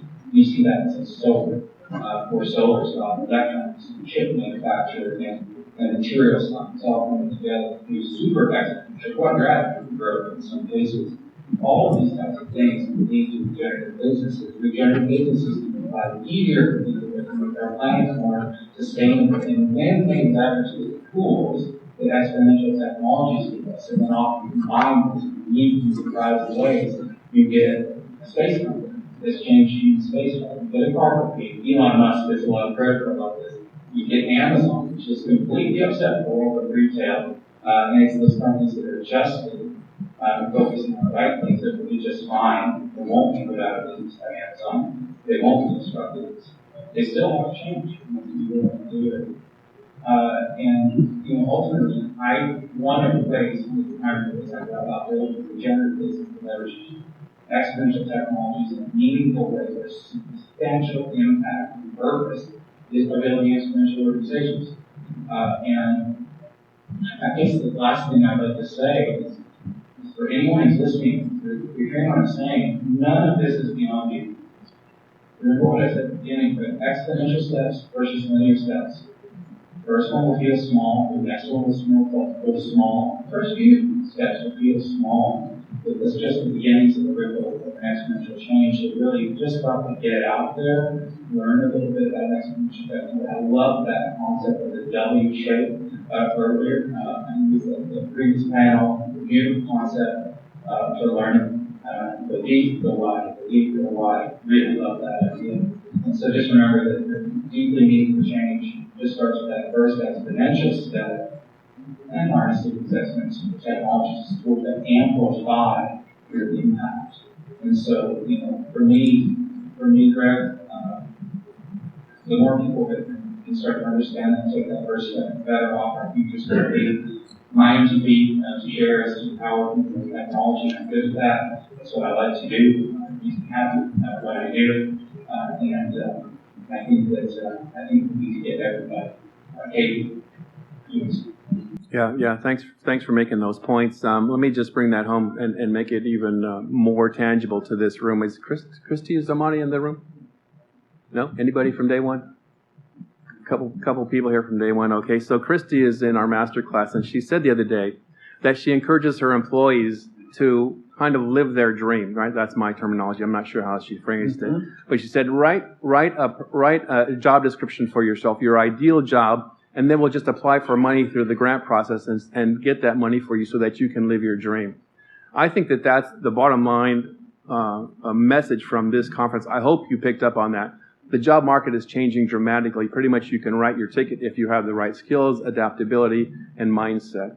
The business market is changing dramatically. If you can attune yourself to what the world needs, which is the climate solutions, then you can write your ticket and find using the tools that we were all talking about now, find the niche that you can fill in the human needs and the planetary needs, and then attune your talents to that sweet spot where your talents intersect what the world needs. Everything is within our reach these days. We all talked about Diamandis and what a role model he is. And he says in no uncertain terms that the world is being reimagined, right? Mm-hmm. Not only is it being reimagined by the likes of Amazon and Tesla and those guys, but we in this room have to reimagine it if we're going to overcome these monumental challenges posed by the climate emergency. We have to do it. But not only do we have to do it, now that you've been through this workshop here today, you can change that have to a get to, right? You can write your ticket to prosperity into the future by using the tools that we've talked about today. Do your own study or hit, talk to me, and I'll be glad to give you the benefit of my advice or turn you on to these books. But the world is being reimagined, and we need to reimagine it ourselves such that we can solve these climate emergencies. And I think the last point I would like to make is that even with these technologies, no one can do it alone. These technologies are impact accelerators and force multipliers that can be applied to whatever business you have, whatever nonprofit, or you as an individual. But we have to work together. The example I gave about the bar there, a 1,000-pound bar, nobody thought they could lift it. Come on. we have to think about what we can do collectively here, because that's what it's going to take to save the planet.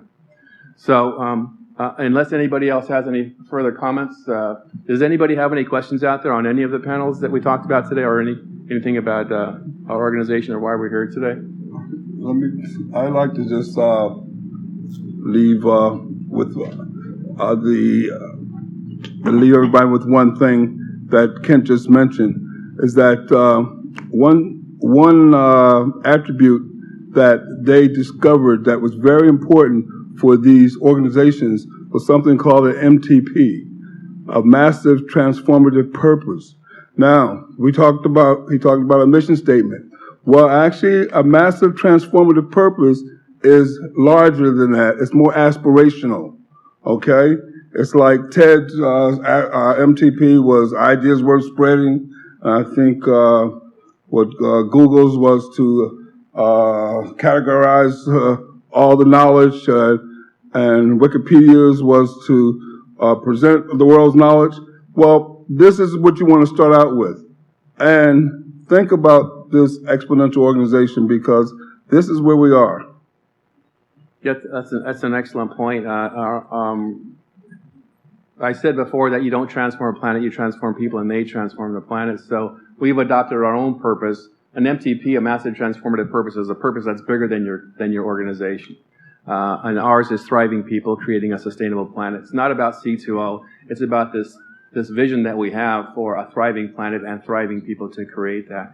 And when you find the courage to put that out there, this massive idea, it draws people to you, right? Corey was drawn to me. I don't know how he saw my website somewhere, because Greg, I saw your website and I think we should partner. I said, who is this guy? But it's an amazing thing. 20 years ago, we put a vision out for Leadership Pasadena, and the community came around us, and we made that happen. And now we're doing the same thing with Community 2.0. I would encourage all of you to adopt that kind of a mindset, that you can create the future that you want. And if you'd rather do it in cooperation with us, please do. We only have about, I think, 10 minutes left. And I'd like to put out a challenge on the floor right now. In the next 10 minutes, not only would I like you to go back into those Patagonia items and up the ante on purchasing those garments for yourself, but I think that there are so many people here in the room that have similar work agendas, that in 8 minutes you can come back and find somebody and find a tangible way that you can collaborate with somebody else here to make your organization more effective and their organization more effective. I think we have the panel of the slide of the green lifestyle products and services. John, do we have that? But in the area of green lifestyles, we have the Juice Plus Tower Garden here with the Smart Timer rebate, the Stop the Bottled Water Waste. In the area of career development, Day One is here, Flint Ridge Center, Foothill Workforce Development Board, Leadership Pasadena, and the JCs. In the area of environment, 301 Organics, Aclima, Bansup, and Transition South Pasadena. And in the area of business and economic development, Play Global Solutions, it's Victoria, and the Renew Logics, which is Amir, he's still here, and the San Gabriel Valley Economic Partnership. I would bet you right now, and I'm willing to give $20 to anybody who can come right now and say, okay, I talked to these guys, and you're right. There is a better way that we can work together, and here's our tangible next step. So please visit the tables. Please have those conversations, and then come back and call me and give me some results that you have. Does anybody have any final questions? No? Was this a day well worth spent? Did you learn something? Thanks very much, Vittorio and Tom and Kent. Thank you for being on our panel. Thank all of you. I'd love to meet all of you. We'll be here for about half an hour. I'd love to meet you. Please come shake my hand and let me know how I can support your dream. Thanks. Well, thank you.